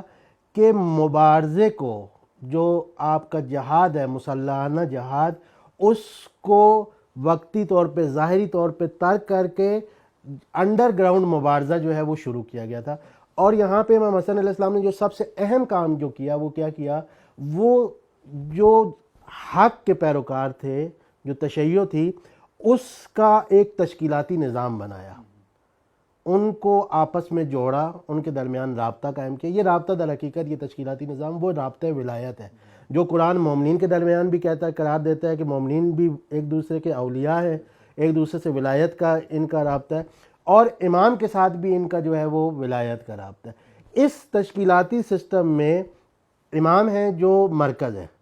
اور امام کے بعد جو ہے وہ امام کچھ خواص ہیں جو امام سے مربوط ہیں، اور عوام ہیں جو ان خواص کے ذریعے امام سے جو ہے وہ مربوط ہے۔ امام حسن علیہ السلام نے جو نہضت اور جو تحریک شروع کی تھی یہ تشکیلاتی، اسی تشکیلاتی نہضت کو تحریک کو امام حسین علیہ السلام آگے لے کے گئے،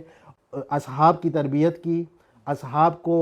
شیعہ جو ہے اور یہ جو ہم فکر افراد ہیں اس نظام حق کے اور دین حق کے، ان کو آپس میں مربوط کیا، ان کو زیادہ سے زیادہ ان کی تعداد بڑھانے کی کوشش کی، اور ان کو جو ہے وہ ان کی جس صحیح معنی میں تربیت، اس طرح کی تربیت کہ وہ ایک ایک کر کے مختلف جگہ پہ، اسی لیے ہم دیکھتے ہیں کبھی حجر بن ادعی جو ہے وہ آتے ہیں اور وہ قیام کرتے ہیں، کبھی کوئی ایک آتا ہے، کبھی کوئی ایک آتا ہے، اور آخری جملہ کہہ دوں کہ امام حسن علیہ السلام نے امام حسین علیہ السلام کو کیا کہا تھا؟ لا یوم کا یوم کا یا ابا عبداللہ۔ یہ در حقیقت اشارہ یہ ہے کہ یہ جو نہضت ہم نے تحریک جو شروع کی ہے، حسین علیہ السلام نے اس تحریک کو اپنے منطقی انجام تک پہنچانا ہے، یعنی آپ نے جو کام کرنا ہے وہ کام، اس جو یہ پورا تسلسل ہے، پورا جریان ہے، تسلسل ہے، اس تسلسل میں وہ کام، ذمہ داری، سب سے بھاری ذمہ داری آپ کی ہے، لہٰذا اسی بھاری ذمہ داری کے لیے جو تیاری امام حسن نے کی وہی تیاری امام حسین بھی کرتے رہے، اور یہاں پہ ان 10 سالوں میں کسی بھی جگہ یوں نہیں ہم کہہ سکتے کہ امام حسین چپ کر کے بیٹھ گئے، امام حسین علیہ السلام نے کچھ نہیں کیا، بلکہ وہ مبارزہ انہوں نے جاری رکھا، تشکیلات کا کام جاری رکھا، اصحاب کی تربیت کا کام جو ہے وہ جاری رکھا۔ آغا صاحب، گفتگو کے اندر یہ مطلب جو ہے وہ آیا درمیان میں، آغا صاحب بھی وہ اشارہ کر رہے تھے شرائط اور کنڈیشن کے حوالے سے، اور آپ نے بھی اپنے پہلے جو حصے میں یہ بیان کیا تھا کہ امام حسین علیہ السلام جو مسلحانہ قیام نہیں کیا، اس میں زمانے کے اندر بعض ایسے شرائط اور حالات تھے، خود پھر امیر شام کی جو زندگی تھی بہت پیچیدہ تھی، اس کی طرف آپ نے اشارہ کیا۔ میں چاہوں گا کہ ان مطالب کو ذرا کھول کر بیان کیجئے تاکہ معلوم ہو کہ کیا حالات تھے، کیا پیچیدگیاں تھیں جس کی وجہ سے اس زمانے میں مسلحانہ قیام علنی طور پر جو ہے وہ نہیں کر پائے۔ درست ہے، اس حوالے سے مختلف باتیں ہیں، تاریخ بھری ہوئی ہے، اور جو باتیں ابھی ہم یہاں کریں گے وہ ایسی تاریخ کے کتب سے بیان کریں گے کہ جو قابل قبول ہیں سب کے لیے، اور جو صاحبان تحقیق ہیں وہ بڑی آسانی سے ان مطالب کو کتابوں کے اندر دیکھ سکتے ہیں۔ امیر شام کی جو شخصیت تھی وہ ایک پیچیدہ شخصیت تھی۔ اگر امام حسین علیہ السلام اس زمانے میں قیام فرماتے تو وہ نتائج حاصل نہیں ہو پانے تھے۔ پیچیدگی جو شخصیت میں تھی، اس کو سمجھنے کے لیے ویسے تو واقعات بھرے ہوئے ہیں تاریخوں میں ایک دو واقعات کی طرف اشارہ کرتا ہوں۔ مثلا امام حسن علیہ السلام کے ساتھ جب آمنے سامنے تھے یہ لوگ اہل شام، تو امیر شام نے کیا کیا، نئے رنگ یا جو جس انداز سے اس کو حالات کو کنٹرول میں لینے کی کوشش کی، ایک طرف امام حسن علیہ السلام کے جو فرنٹ پہ لشکر کا جو کمانڈر تھا، اس کے لشکر میں یہ افواہ پھیلا دی کہ بیک پہ رہتے ہوئے امام حسن علیہ السلام نے سلو کر لیا، اور حالانکہ وہ سلسلہ شروع نہیں ہوا تھا۔ دوسری جگہ آپ دیکھیں کہ امام حسن علیہ السلام کا جو لشکر تھا، ان کے ارد گرد جو لوگ موجود تھے جہاں وہ تشریف فرما تھے اور قیام پذیر تھے، اس جگہ پر یہ افواہ پھیلا دی کہ وہ جو فرنٹ پہ جرنیل ہے وہ بک گیا ہے اور ہماری طرف آ گیا ہے، اور دونوں لشکروں میں ایک بے اعتمادی کی فضا پیدا کرنے کی کوشش کی، جبکہ دونوں باتیں واقعیت ابھی نہیں رکھتی تھیں۔ تو یہ اس طرح کا مطلب اقدامات سراسر تاریخ کے اندر لکھے ہوئے۔ ایک اور واقعہ، اپنوں کو بھی نہیں وہ مطلب چھوڑا گیا نا، اس کی ایک مثال مدینہ کے اندر جو گورنر رہا مروان، اور مروان کے ساتھ جو سعید ابن عاص گورنر وہاں پر رہا یا حاکم مدینہ، سعید ابن عاص کو ایک خفیہ اور محرمانہ خط لکھا جب سعید حکومت میں تھا، اور ان کو چینج بھی کیا نا آپس میں کینہ اور نفرت پیدا کرنے کے لیے، تاکہ میرے اپنوں میں سے بھی میرے خلاف کوئی کبھی نہ ہو، اور پھر ان میں اختلاف ہو، ایجاد کیا جائے۔ جو آج ڈیوائڈ اینڈ رول کا نعرہ ہے، یہ پرانی چیز ہے۔ آپس میں پھر حل اختلاف کے لیے بھی مجھے اپنا بڑا سمجھیں۔ سعید کو خط لکھا کہ مروان جو ہے اس کے گھر کو بالکل تہس نہس کر دو، اور فدق بھی دیا ہوا تھا اس کو، وہ بھی اس سے واپس لے لو۔ کچھ عرصے کے بعد سعید کو ہٹایا، مروان کو لے کر آیا گیا۔ مروان کو بھی بے عین ہی اسی طرح کا خط لکھا گیا کہ سعید کا گھر ویران کر دو اور اس سے مطلب اموال اور وہ چیزیں چھین لو۔ جب سعید کا گھر خراب کرنے کے لیے مروان کے لشکری آئے تو سعید نے مروان سے کہا کہ بے عین ہی یہ تمہیں مطلب مجھے پتہ ہے کہ کہاں سے دستور ملا ہے، بے عین ہی مجھے بھی اس طرح کا آرڈر وہاں سے آیا تھا اور میں نے تمہارے خلاف یہ کیا اقدام نہیں کیا تھا۔ جب یہ پتہ چلا مروان کو تو پھر مروان خط لکھتا ہے کہ ہم تو تمہارے اپنے ہیں، خاندان کے لوگ ہیں، ہمیں آپس میں لڑوا کے آپ کو کیا ملے گا، اور پورا ایک خط موجود ہے تاریخ کے اندر۔ بس یہ شخصیت تھی کہ کس انداز سے کنٹرول کیے جا رہے تھے حالات۔ یہیں پر ایک نقطہ کہ مولا علی علیہ السلام کا زمانہ دیکھ لیں، پھر امام حسن علیہ السلام کا زمانہ دیکھ لیں، پھر امام حسین علیہ السلام کا زمانہ دیکھ لیں۔ اس زمانے کے اندر ادھر سے شام سے جو اقدامات ہوتے تھے، اہداف بھی پتہ نہیں کیا تھے، مطلب پہلی تو بات یہ ہے کہ اہداف الہی نہیں تھے، پھر ان اہداف تک پہنچنے کے لیے جو رستہ اختیار کیا جاتا تھا کوئی بیریئرز نہیں تھے، ہر طرح کا رستہ اپنانے میں کوئی رکاوٹ نہیں تھی، جبکہ یہاں کیا تھا، ہدف بھی الہی مقدس ہے مقدس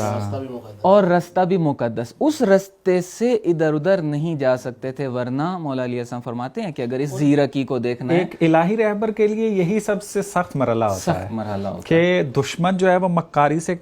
جو ہے وہ استفادہ کر رہا ہوتا ہے، اپنے ہدف تک حاصل کرنے کے لیے ہر قسم کا حربہ استعمال کرتا ہے، چاہے کسی پہ ظلم کرنا پڑے، چاہے شریعت کو پامال کرنا پڑے، چاہے جو ہے وہ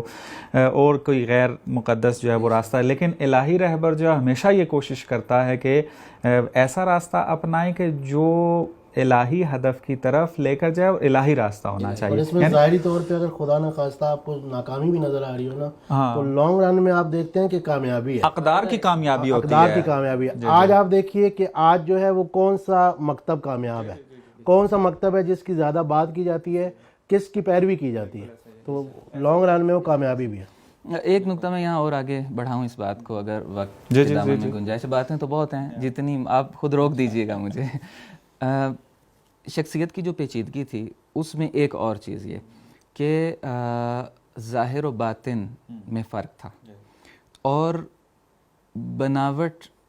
کا انداز بہت جاندار تھا۔ اسی پر ایک شاہد کتاب الاستیاب کی 3 جلد میں خلیفہ ثانی جو ہیں وہ بیان کرتے ہیں، ایک بڑی عجیب بات ہے، وہ بیان کرتے ہیں کہ یہ وہ شخص ہے، امیر شام کی جب معاویہ کی بات آئی اور کسی نے شکایت لگائی ان کے سامنے، تو وہ شکایت لگانے والے کے سامنے یہ انہوں نے بیان کیا کہ یہ وہ شخص ہے کہ جو عین غصے کے عالم میں چہرے پر مسکراہٹ سجانے کا ہنر جانتا ہے۔ تاریخ کے اندر لکھی ہوئی یہ بات۔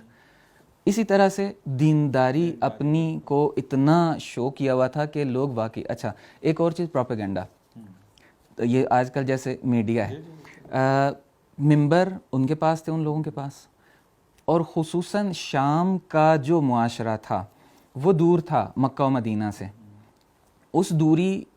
کی وجہ سے، اور اسی طرح سے شام میں اصحاب کی کمی کی وجہ سے، اور جو صحابہ تھے یا وہ امیر شام کی خدمت میں تھے یا خاموش ہو کے گوشہ نشین ہو چکے تھے، اس صورتحال میں احادیث میں تحریف یا نئی احادیث شامل کیے جانا بڑا آسان تھا، تو یہ کیا گیا۔ تاریخوں میں یہ ہے، ثابت ہے، علامہ امینی نے الغدیر کی 11ویں جلد میں تفصیل سے اس بات کو بیان کیا ہوا ہے، حتیٰ وہ احادیث بھی لائے ہوئے ہیں کہ جو بنائی گئی ہیں اور اصلی نہیں ہیں، یا بعض احادیث کے جو امیر شام کی مذمت میں رسول اللہ صلی اللہ علیہ وآلہ وسلم نے بیان فرمائی تھیں، ان میں تحریف،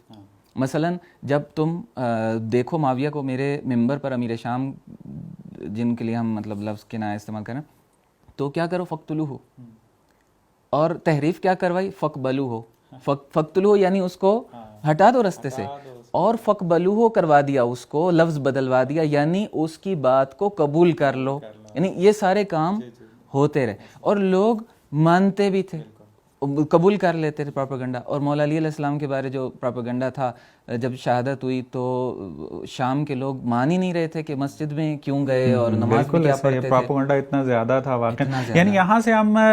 یہ چیز بھی لے سکتے ہیں, مثلا بعض افراد یہ سوال بھی اٹھاتے ہیں کہ آپ اس قسم کے حالات بتا رہے ہیں, کیسے ہو سکتا ہے کہ اس زمانے کے سارے افراد جو ہیں وہ امیر شام کے پروپیگنڈے میں آ جائیں. تو یہ تو تاریخ نے نقل کیا ہے کہ امام علی علیہ السلام کے جو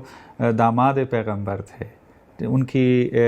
یعنی آپ یہ کہہ شاگرد تھے ان کے, انہی کے ہاتھ میں, اور پھر اپنی پوری زندگی میں ان کا تعارف کروایا. لیکن امیر شام نے اپنے پروپیگنڈے کے ذریعے اتنا مشہور کر دیا کہ یہ مسجد میں کیا کرنے گئے تھے. باتیں بہت ہیں, میں فقط اب صرف عناوین یہاں پر عرض کر دیتا ہوں کہ اپنا مثبت اور پازیٹیو چہرہ بیان کرنے کے لیے ماحول بنایا گیا, اشعار لکھوائے گئے, داستانیں لکھوائی گئیں. اس وقت شاعر جو ہے وہ آج کا میڈیا تھا, یعنی شاعر جو بھی اس وقت مختلف چیزیں جو اہمیت کے حامل لگتی تھی, اہمیت کے حامل تھی پروپیگنڈے میں, ان میں ایک خطوط تھے, ایک شعراء تھے. خطوط یوں نہیں ہوتا تھا کہ میرے اور آپ کے درمیان جو خط ہے وہ ہمارے درمیان ہی رہے, بلکہ اس کا جو میٹر ہوتا تھا وہ سب تک پہنچ جاتا تھا. دوسرے جو ہے اس کے معاملے میں جو ہے وہ شعراء تھے. تیسرا قصہ گو تھے اس معاملے میں, جو مختلف قصے اور داستانیں. اور تیسرا محدثین تھے اس وقت. حدیث کا بھی جیسے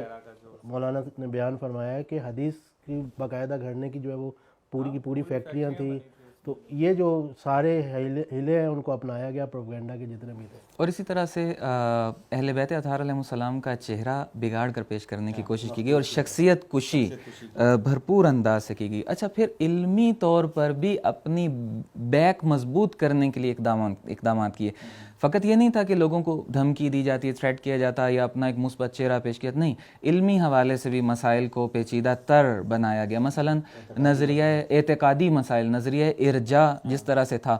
یا جبر کا نظریہ تو خود بیان بھی کیا نا اپنے خطبے میں امیر شام نے کہ مجھے تو اللہ نے تمہارے اوپر حاکم, اللہ پہ مطلب وہ ڈال دیا سارا کچھ. اور اسی طرح نظریہ ارجاء کے مطلب یا اس کا معنی وہ یہ لیا جائے کہ قیامت کو دیکھی جائے گی, ابھی جو کچھ ہے مطلب چلتا رہے, یا یہ ہے کہ ایمان قلبی کافی ہے, عمل کی اس کے لیے کیا ضرورت ہے. بس اب نظریاتی طور پر بھی بیک اپنی مضبوط کرنے کی کوشش کی گئی. قبیلوں میں تعصب بھڑکا دیا گیا تھا, قبیلوں کے وہی ڈیوائڈ اینڈ رول والا مسئلہ. اور جو اہل حق تھے, جو آواز بلند کرنے والے لوگ تھے, ان پر اکنامکلی پریشر ڈالا جاتا تھا, قتل کی دھمکیاں دی جاتی تھیں, قتل کروایا جاتا تھا. واضح مثال کہ انہی کی اس میں ایریا میں, انہی کی حکومت میں کیا ہوا کہ جناب محمد ابن ابی بکر کے ساتھ جو سخت اقدامات کیے گئے, یا جناب حجر ابن عدی کے ساتھ جو کچھ کیا گیا, اور اس طرح کی بہت سی چیزیں. پھر ایک اور بات بہت پھیلا دی گئی تھی, بس میں یہاں بات کو سمیٹ رہا ہوں, لوگوں میں یہ بات بہت عام کی گئی, وہی اپنی تبلیغات اور پروپیگنڈا اور ممبر اور ان چیزوں کے ذریعے یا سینہ بسینہ تبلیغ کے ذریعے, کہ اب ہم بہت تھک گئے ہیں, بہت جنگیں لڑ لی ہیں, اب بس ختم ہو گیا ہم, اب عافیت طلبی یہ ماحول بنایا گیا تھا. عافیت طلبی بہت خراب کرتی ہے, اور اس عافیت طلبی نے لوگوں کو گھروں میں بٹھا دیا تھا. اچھا نظریہ رکھنے والے لوگ بھی اپنے گھروں میں جا کر بیٹھ گئے تھے. اور پھر ایک اور اقدام جو تھا, جو بہت بڑا مانع تھا اور رکاوٹ تھا, وہ صلح تھا, کہ امام حسن علیہ السلام کے ساتھ جو صلح کی گئی, اور امام علیہ السلام نے بھی جس کے لیے رہبر معظم نے ایک نرمش قہرمانانہ کا لفظ استعمال کیا ہے, اس کی پاسداری ضروری تھی. امام حسن علیہ السلام نے بھی اس کی پاسداری کی, اگرچہ ادھر سے نہیں کی گئی, لیکن چونکہ میڈیا ان کے پاس تھا اس زمانے کا, چونکہ ظاہری طور پر ہر جگہ پہ مطلب ان لوگوں کا ہولڈ تھا, تو اس کی اس کو ایک حربے کے طور پہ استعمال کیا انہوں نے. اور اگر یہاں سے پہلے اس معاہدے کو نقض کر دیا جاتا یا اس کے خلاف اقدامات کیے جاتے یا ختم کر دیا جاتا, تو اس وقت حالات بدل دیے جاتے, اور اسی بات کو امام حسین علیہ السلام کے خلاف ایک کارڈ کے طور پر استعمال کیا جاتا, اور پبلک کو ان کے خلاف لائے جاتے. اور وہ شاید ان کا مطمع نظر بھی تقریباً وہی چیزیں بنتی تھی کہ نہ ہو. بہت مختصر انداز میں آپ نے بہت اچھے اور جامع طریقے سے شرائط کا جو ہے وہ ذکر کیا ہے کہ انشاءاللہ ناظرین ہمارے جو ہیں ان جو آپ نے ایک سرخیوں کے طور پہ جو بیان کیا ہے انشاءاللہ مطالعات کریں گے کہ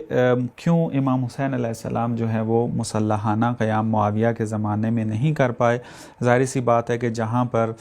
پروپوگینڈا مشین ان کے پاس موجود ہو، جہاں پر حدیث جیسے مقدس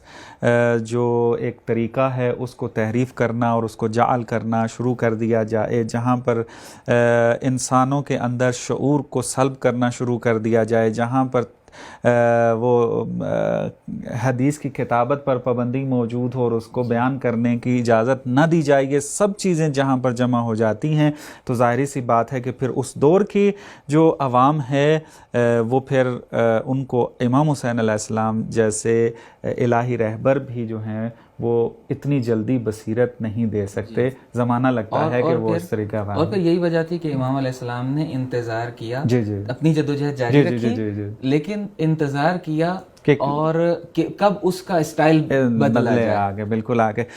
جی آپ نے پچھلے اپنے حصے میں بھی ایک مطلب بیان کیا، ابھی آغا صاحب نے بھی اس کی طرف اشارہ کیا ہے کہ امام حسین علیہ السلام جو ہیں وہ کسی بھی زمانے میں مبارزے اور جہاد سے انہوں نے ہاتھ نہیں اٹھایا. جب ان کو پتہ ہے کہ امیر شام جو ہے وہ الہی رہبر نہیں ہے، منصب الہی پر قابض ہے اور لوگوں کو گمراہ کر رہا ہے، تو امام حسین علیہ السلام ہاتھ پر ہاتھ رکھ کے نہیں بیٹھے، سکوت اختیار نہیں کیا، بلکہ انہوں نے جد و جہد اور مبارزہ اپنا جاری رکھا. یہ الگ بات ہے کہ مسلحانہ جو ہے وہ نہیں کیا. میں آپ سے یہ پوچھنا چاہوں گا کہ وہ جد و جہد جو کرتے رہے، وہ مبارزہ کے جو ان کے امیر شام کے زمانے میں وہ کرتے رہے، وہ کس نوعیت کا تھا اور کیسے انہوں نے اس کو جاری رکھا آگے؟ بسم اللہ الرحمن الرحیم. میں ایک اور چھوٹی سی چیز ایڈ کر کے پھر آگے بڑھتا ہوں. وہ یہ کہ دیکھیے حکومت کا جو اسلام میں حق ہے وہ اللہ کی جانب سے جو منصوب افراد ہیں صرف انہی کو حق حاصل ہے اور ائمہ اطہار کو حق حاصل ہے. اس کی اتنی اس پہ کیوں تاکید کی گئی، کیوں زور دیا گیا؟ اس کی ایک وجہ یہ ہے کہ جو حکمرانوں کے اخلاقیات ہوتے ہیں، جو ان کی خلقیات ہیں اور جو ان کے اطوار ہیں، وہ لوگوں میں بھی جو ہے وہ یوں نہیں ہوتا کہ وہ انہی تک محدود ہے، بلکہ وہ لوگوں میں بھی پھیل جاتے ہیں اور لوگوں کے بھی اخلاقیات حکمرانوں کی طرح ہو جاتے ہیں. میں ایک مثال آپ کو دیتا ہوں. مثلا عبد الملک ابن مروان جو ہے، اس کو بہت زیادہ تعمیرات کا شوق تھا، بڑی بڑی عمارتیں، محل اور یہ تعمیر کرنا. اور اس وقت کے لوگ بازاروں میں جب ایک دوسرے سے ملتے تو وہ یہ سوال کرتے تھے کہ تم نے نیا گھر بنایا یا نہیں بنایا، گھر کی تعمیر کیسے کی. ان کے سوالات بھی یہی ہوتے تھے. اس کے بعد جب عبدالعزیز ابن مروان آیا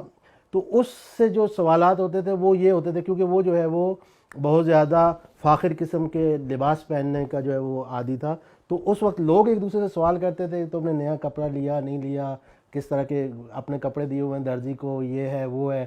کس سٹائل کے کپڑے پہن رہے ہو. اور جب عبدالعزیز کے بعد عمر ابن عبدالعزیز آئے تو کیونکہ ان کو جو ہے وہ عبادت اور اس کا شغف تھا تو وہاں پہ جو ہے وہ لوگ ایک دوسرے سے سوال کرتے تھے نماز کے بارے میں، روزے کے بارے میں. حتیٰ کہ عمر ابن عبدالعزیز کا 2 سال کا دور ہے اور یہ باقی ادوار بھی اتنے لمبے نہیں ہیں. یعنی حکمرانوں کی جو خصلتیں ہیں وہ عوام میں بھی جو ہے وہ سرایت کر جاتی ہیں. اس چیز کو جو ہے وہ سمجھنا چاہیے. لہٰذا اہل بیت نے ہمیشہ کوشش کی کہ وہ جو ان کا حق ہے، اور یہ حق در حقیقت ایک مسئولیت اور ذمہ داری ہے، جاہ طلبی کی وجہ سے نہیں ہے، کہ حکومت اسلامی کا قیام ہو. حکومت اسلامی کے قیام کے لیے جو امام حسن علیہ السلام نے اب جو ہے وہ انڈر گراؤنڈ جو مبارزہ شروع کیا، امام حسین علیہ السلام نے بھی اسی مبارزے کو آگے بڑھایا. یہاں پہ میں ایک اور چھوٹا سا نقطہ بیان کر دوں، عرض کر دوں. وہ یہ ہے کہ دیکھیے اسلام میں جہاد کسے کہتے ہیں؟ جہاد یعنی اپنے مال اور اپنی جان کے ذریعے سے ہر طرح کی ایسی جدوجہد کرنا اللہ کے راستے میں جو اسلام کو درپیش کسی خطرے، مسلمین کو کسی درپیش خطرے کے دفاع میں ہو. لہٰذا جہاد جو ہے اس کو صرف جنگ تک محدود رکھنا یہ غلط ہے، یا جہاد کو اتنا پھیلا دینا کہ ہر کوشش کو جو ہے جہاد کہنا یہ بھی غلط ہے. جہاد جو ہے وہ ہر ایسی کوشش جو اللہ کے راستے میں ہو اور دشمن کے خلاف ہو. یہ یہاں پہ اس میں ایک اہم رکن ہے جہاد کا. اہل بیت نے اپنے پورے 250 سالہ میں سارے کے سارے ہمارے اہل بیت، سارے کے سارے ائمہ مجاہدین فی سبیل اللہ ہیں. سب نے جہاد کا راستہ اپنایا. کسی نے مسلح جہاد کیا تو کسی نے غیر مسلح جہاد کیا, لیکن جہاد سب کے سب نے انجام دیا. اب امام حسین علیہ السلام نے معاویہ کے دور میں وہ جو جہاد انجام دیے کون کون سے تھے؟ معاویہ نے امام حسن علیہ السلام کی زندگی کے آخری 5-6 مہینوں میں یزید کی ولی عہدی کا جو سلسلہ یہ شروع ہو گیا تھا, اس سلسلے میں کوششیں شروع ہو گئی تھی, اور 50 ہجری میں جو ہے وہ معاویہ حج کے لیے آتا ہے اور پھر مدینہ میں آ کے وہاں پہ چیدہ افراد سے ملتا ہے. تو یہ امام حسین علیہ السلام حسن کے دور میں شروع ہو گیا تھا. امام حسین علیہ السلام کے دور میں پھر باقاعدہ بیعت کا سلسلہ شروع ہوا, اس سے پہلے خفیہ روابط تھے. تو اب امام حسین علیہ السلام نے یزید کی ولی عہدی سے اس کی مخالفت کی, پورے زور سے مخالفت کی. جب دوبارہ 56 ہجری میں معاویہ جو ہے وہ عمرے کی غرض سے آتا ہے اور پھر مدینہ آتا ہے, وہاں پہ امام حسین علیہ السلام کو مختلف جو ہے ان کے یزید کے بارے میں بتاتا ہے کہ بھئی یزید جو ہے وہ اب ایسا ہے, اور اس وقت جو ہے نا اصحاب تو سارے تقریباً یا فوت ہو چکے ہیں یا فوت ہونے والے ہیں, تو اصحاب کے بچوں میں جو ہے وہ میرا بیٹا جو ہے وہ سب سے بڑا نمونہ ہے, سب سے اچھا ہے. تو امام حسین علیہ السلام نے کہا بھائی تم کس کو بتا رہے ہو؟ یا تو ایک چھپی ہوئی چیز کے بارے میں تم بتا رہے ہو, ایک ایسی چیز ہے جس کو صرف تم جانتے ہو, اس کے بارے میں خبر دے رہے ہو, تو پھر تو ہم تمہاری بات کو مانیں. یزید کوئی چھپی ہوئی چیز نہیں ہے, بلکہ یزید جو ہے وہ سب کے سامنے آشکار ہے, اس کے اطوار اس کے سب کچھ آشکار ہیں کہ وہ کس طرح کا آدمی ہے. تو تم جو ہے وہ ہمیں یعنی کس کو دھوکہ دینا چاہ رہے ہو؟ پھر جو ہے وہ یہ کہ انہوں نے پھر امام حسین نے خود یزید کے جو ہے وہ حالات اس کے بیان کیے, اس کی اوصاف بیان کیے. انہوں نے کہا یزید کے بارے میں تم جو ہے نا حکومت کے بارے میں سوال نہ کرو, تم نے اگر اسے سوال کرنے ہیں تو اس سے سوال کرو کہ مثلا گانا گانے والی کنیزوں کے بارے میں سوال کرو, سروں کے بارے میں سوال کرو کہ موسیقی کے آلات کو کس طرح سے وہ کیا جاتا ہے, ان کو کس طرح بجایا جاتا ہے, یا بندروں کے ساتھ کس طرح کھیلا جاتا ہے. اس طرح کے سوالات جو ہے وہ آپ اس کے ساتھ کرو. آپ جو ہے وہ اسے حکومت کے اور اس کے حوالے سے سوال جو ہے وہ نہ کرو. تم نے ہمیشہ جو ہے پوری زندگی میں ظلم روا رکھا, اپنے غضب و غصے کا شکار جو ہے وہ امت کو تم نے بنائی رکھا, اور ہمارے حق میں جو ہے وہ تم نے کوتاہی کی. اب جب تمہارے اور تمہاری موت کے درمیان ایک پلک جھپکنے کا فاصلہ رہ گیا ہے, تو اب جو ہے وہ تم جاتے جاتے جو ہے وہ اس بندے کو جو ہے وہ مسلط کر رہے ہو. تو یہاں پہ سخت لہجے میں امام حسین علیہ السلام نے معاویہ کی جو ہے وہ اس کی مقاومت کی. پھر آپ دیکھیے کہ یہاں سے ہمیں یہ بھی سمجھ آ جاتی ہے کہ امام نے جو ہے وہ قیام اگر وہ کرتے تو کیا اس کا اثر ہوتا ہے, اور دوسری طرف تشکیلات کی بھی سمجھ آتی ہے کہ مروان ابن حکم نے جاسوس رکھے ہوئے تھے باقاعدہ امام حسین علیہ السلام کی ایکٹیویٹیز کو نظارت ان پہ کرنے کے لیے. اب یہ کیوں نظارت کرنے کی ضرورت ہے؟ اس کا مطلب ہے کہ کوئی ایکٹیویٹیز ایسی ہو رہی ہیں جس کو حکومت کو جو ہے وہ خطرہ محسوس ہوتا ہے, اسی لیے امام حسن پہ بھی وہ نظارت شدید تھی اور امام حسین علیہ السلام پر بھی وہ نظارت شدید تھی. اس کو اس کے جاسوس آ کے بتاتے ہیں کہ امام حسین کے ساتھ حجاز کے اور عراق کے مختلف سرکردہ افراد جو ہیں زعماء وہ آ کے ملتے ہیں. تو امام حسین علیہ السلام, اور اس وقت کیونکہ یزید کی بیعت کا سلسلہ جو ہے وہ مطرح ہو چکا تھا, بیان ہو چکا تھا, تو یہ جو ہے وہ اس نے پھر یہ خط لکھا معاویہ کو کہ میں نے تحقیقات کی ہیں, فی الحال تو حسین کا ایسا کوئی ارادہ نہیں ہے, لیکن آگے ایسے ہو سکتا ہے, تم اس کے بارے میں مجھے بتاؤ. اس نے مروان کو بھی جواب دیا اور امام حسین علیہ السلام کو بھی خط لکھا. اس خط میں یہ کہا, بس ادھر ایک تشکیلات کا سمجھ آ گیا کہ زعماء امام حسین سے ملتے تھے اور یہ پورا ایک سلسلہ جاری تھا جس سے حکومت بھی بے خبر نہیں تھی, بعض حد تک ان کو سمجھ بھی آ جاتی تھی. اور دوسری طرف سے معاویہ نے جو جواب دیا, اس نے کہا بھائی آپ کی شان نہیں ہے کہ آپ جو ہے وہ ایسا کریں, یہ آپ کی شان کے خلاف ہے کہ آپ فتنہ کریں امت میں تفرقہ ڈالیں, یہ جو ہے. اور آپ جو ہے وہ اس نے حتیٰ کہ کہا کہ میرے خلاف مکر و حیلے سے کام لیں, اگر میرے خلاف مکر و حیلے سے کام لیں گے تو میں بھی آپ کے خلاف مکر و حیلے سے کام لوں گا. اور اس کا بعض مصنفین نے باقاعدہ کہا کہ مکر و حیلے سے کام لوں گا یعنی کہ میں بھی اپنی اس خاص روش کے ساتھ آپ کو قتل کرا دوں گا خاموش انداز میں, آپ کو جو ہے وہ سمجھ بھی نہیں لگے گی, یہ دھمکی دی. تو ادھر دیکھیں یہیں پہ پتہ چلتا ہے کہ اگر امام مسلحانہ جدوجہد کرتے ہیں تو وہ پروپیگنڈا مشینری کے ذریعے امام کو تفرقہ انگیزی بنا دیتے کہ یہ تو فرقہ واریت پھیلا رہے ہیں, فرقہ انگیزی پھیلا رہے ہیں, اب اتحاد کے خلاف ہیں, اور انہوں نے ایک اور خط میں یہ لکھا کہ معذرت چاہوں گا آپ کے اس میں ایڈ کرتا ہوں یہ جملہ کہ آپ کی اس بات میں کہ اگر وہ مسلحانہ قیام کرتے تو وہ فتنے والا شمار کر کے ان کو مشہور کر دیتے. یہ کام اس نے کیا مولا علی علیہ السلام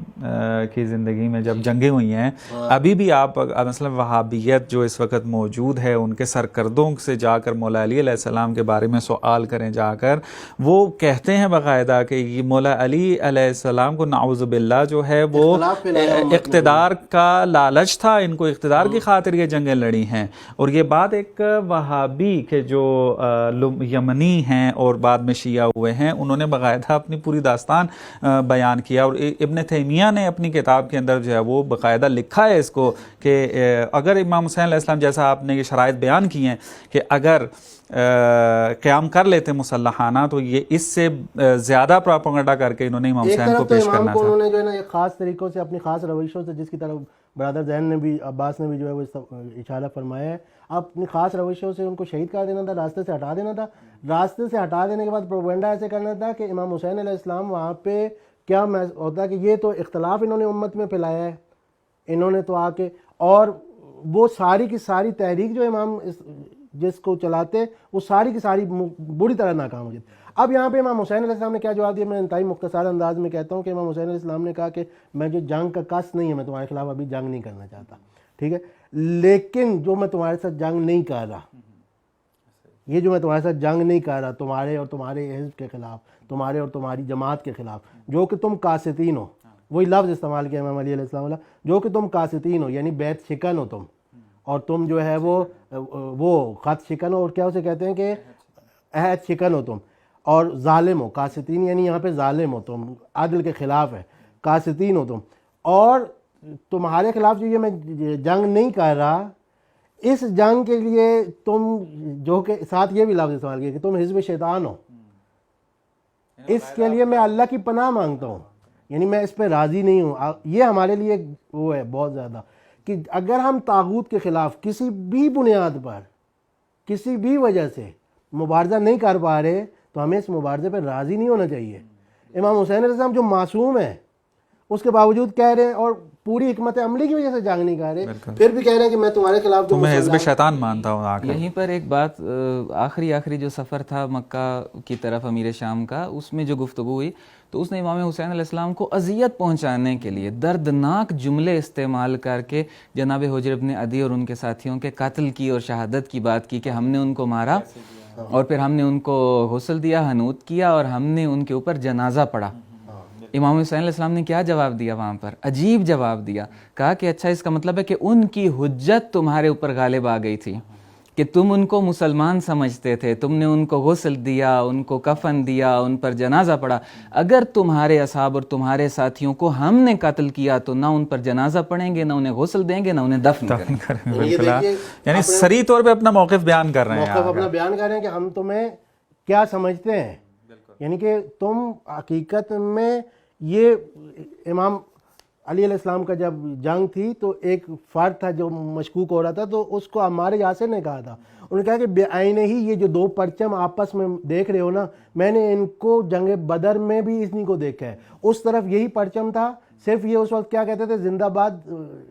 حبل کا جو ہے وہ نعرہ لگاتے تھے. آج یہ نعرہ لگا رہے ہیں, اسلام کا نعرہ لگا رہے ہیں, آج یہ قرآن کو نیزوں پہ اٹھا رہے ہیں. تو لیکن یہ وہی دونوں لشکر ہیں, اور اسی کا بیان جو ہے وہ امام حسین علیہ السلام فرما رہے ہیں. میں اس کو تو امام حسین علیہ السلام نے جو ہے وہ اس کو دوبارہ اس کے ساری جو جرائم ہے, حجر ابن عدی کو جو اس نے شہید کیا, جو باقیوں کو جتنا جو شہید کیا ان سب کا, اور جو زیاد کو کہا کہ یہ ابو سفیان کا بیٹا ہے ایک حرامزادے کو, تو اس کا ان سب چیزوں کا طعنہ دینے کے بعد پھر امام حسین علیہ السلام نے جو ہے وہ بیان کیا کہ تم نے جو ہے وہ تمہارے ساتھ مجھے جہاد کی, تمہارے فتنہ گار اصل میں تم, مجھے فتنہ گار نہیں کہو, امت میں تم سے بڑا فتنہ کون سا ہوگا, اور تمہارے ساتھ جہاد اگر میں نہیں کر رہا, اگر میں جہاد کروں تو یہ تقارب الہی ہے, لیکن اگر نہیں کر رہا تو اس پہ امام نے اپنی جو ہے وہ پشیمانی جو ہے وہ ظاہر کی. آخری چیز جو میں آپ کی خدمت میں بیان کرنا چاہوں گا وہ یہ کہ امام عالی مقام کا خطبہ منا, یہ تقریباً تاریخ کی کتابوں میں ملتا ہے. ظاہراً امام کی دو خطاب ہیں, ایک عوام الناس کے ساتھ ہے, ایک علماء کے ساتھ ہے, اور یہ دونوں خطاب جو ہے وہ حج کے موقع پہ، بہترین موقع پہ، اس خطبہ منع میں ایک جو علماء کے ساتھ تھا، وہاں پہ علماء کی جو سستیاں ہیں اور جو اپنے فرائض اور ذمہ داریاں انجام نہیں دے رہے، اس پہ شدید امام نے ان کی مذمت کی. اور یہ جو دوسرا خطبہ منع عوام کے ساتھ بھی ہے، یہ بھی عوام، ایسے عوام نہیں، خواص تھے.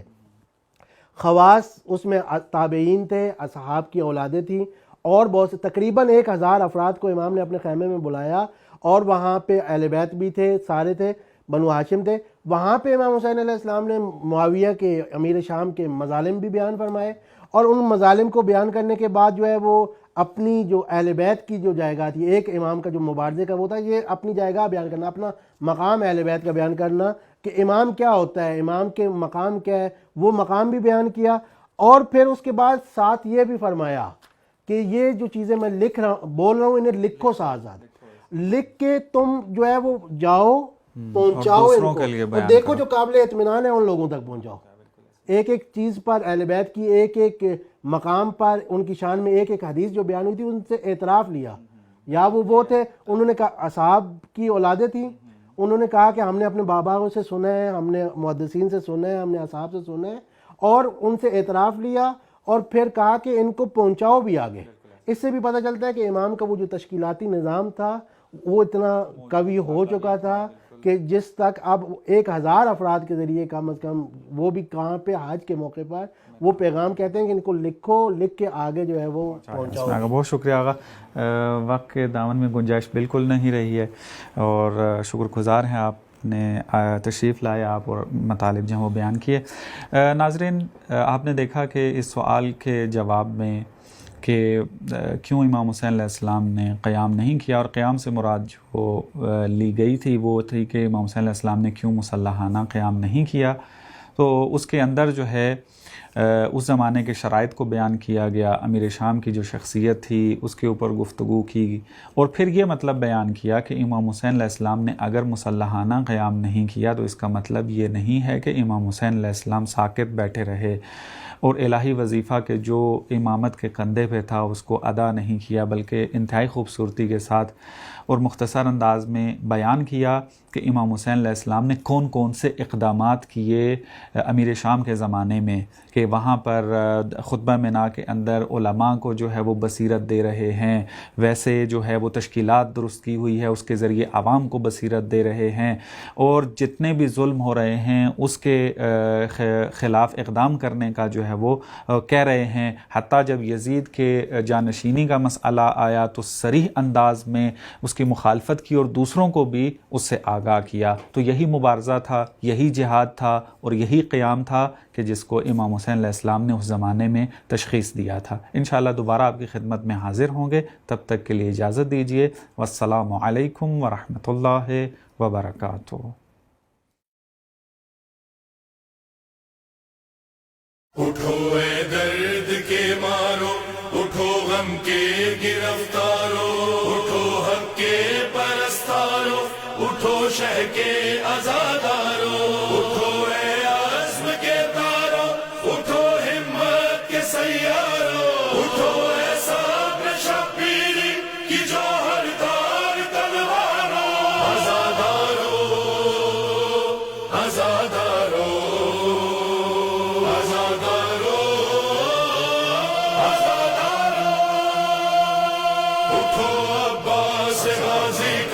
علم لے کر آزادارو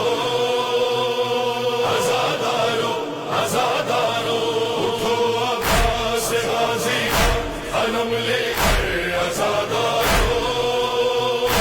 آزادارو آزادارو، اٹھو حق کے پرستارو، اٹھو شہ کے وفادارو،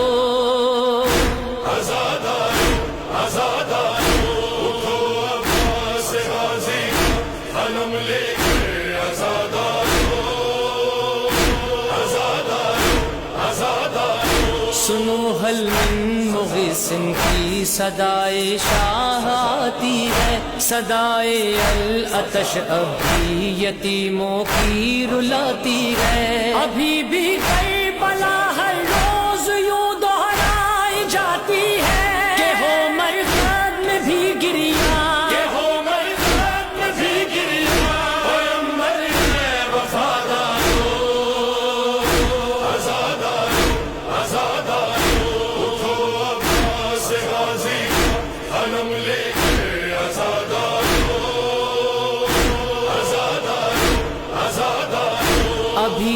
سکھا نہیں ہے خون زمین کربلا تر ہے ابھی بھی نیزۂ ظالم پہ گویا فرق سرور ہے ابھی بھی حق زمانے میں یسیر کو لنگر ہے اٹھو اے نام حق پہ اٹھو اے نام حق پہ مرنے والوں میں فدا کاروں آزاداروں آزاداروں اٹھو عباس غازی علم لے کر آزاداروں آزاداروں آزاداروں اٹھو پڑھ کر سناؤ سب کو وہ زینب کی تقریریں گراؤ ظلم و استبداد کی منحوس تعمیریں یزیدیت کے ہر کاروں کو تم پہناؤ زنجیریں پہناؤ ہتھ کڑی بیڑی پہناؤ ہتھ کڑی بیڑی ہر ایک ظالم کو دلداروں آزاداروں آزاداروں اٹھو عباس غازی علم لے کر آزاداروں آزاداروں آزاداروں یزید وقت کو آئینہ تاریخ دکھلا دو مٹا دو ظلم مظلوموں کو بڑھ کر تم سہارا دو عمل سے اپنے تم فرزند زہرا کو دلاسا دو فنا کر دو رہے مولا فنا کر دو رہے مولا میں خود کو ہے وفاداروں آزاداروں آزاداروں اٹھو عباس غازی علم لے کر آزاداروں آزاداروں آزاداروں عزائے شاہ ہمیں جو انقلابی روح مضمر ہے اسی کی ترجمانی کا امی سرور کا منبر ہے یہ ماتم دار مجمع مہدی دورہ کا لشکر ہے کرو کچھ اہتمام کرو کچھ ہے تمام آمد مہدی آزاداروں آزاداروں آزاداروں اٹھو عباس غازی علم لے کر آزاداروں آزاداروں آزاداروں شہید کربلا کا غم اسیر نینوا کا غم نہ ہوگا کم کبھی بھی کشتہ جورو جفا کا غم رہے گا حشر تک قائم دل اہل وفا کا غم مگر فکر مداوا بھی مگر فکر مداوا بھی کرو شیخ آزاداروں آزاداروں آزاداروں اٹھو عباس غازی علم لے کر آزاداروں آزاداروں آزاداروں عقیل دل فگارو سینہ چاکو سر بقفزا کر نقیب انقلاب کربلاؤ مہدی آخر وہی ہے لوح اگر اہل یزا انصاف کی خاطر وہی نوحہ سناتا ہے وہی نوحہ سناتا ہے تمہیں سفر آزاداروں آزاداروں آزاداروں اٹھو عباس غازی علم لے کر آزاد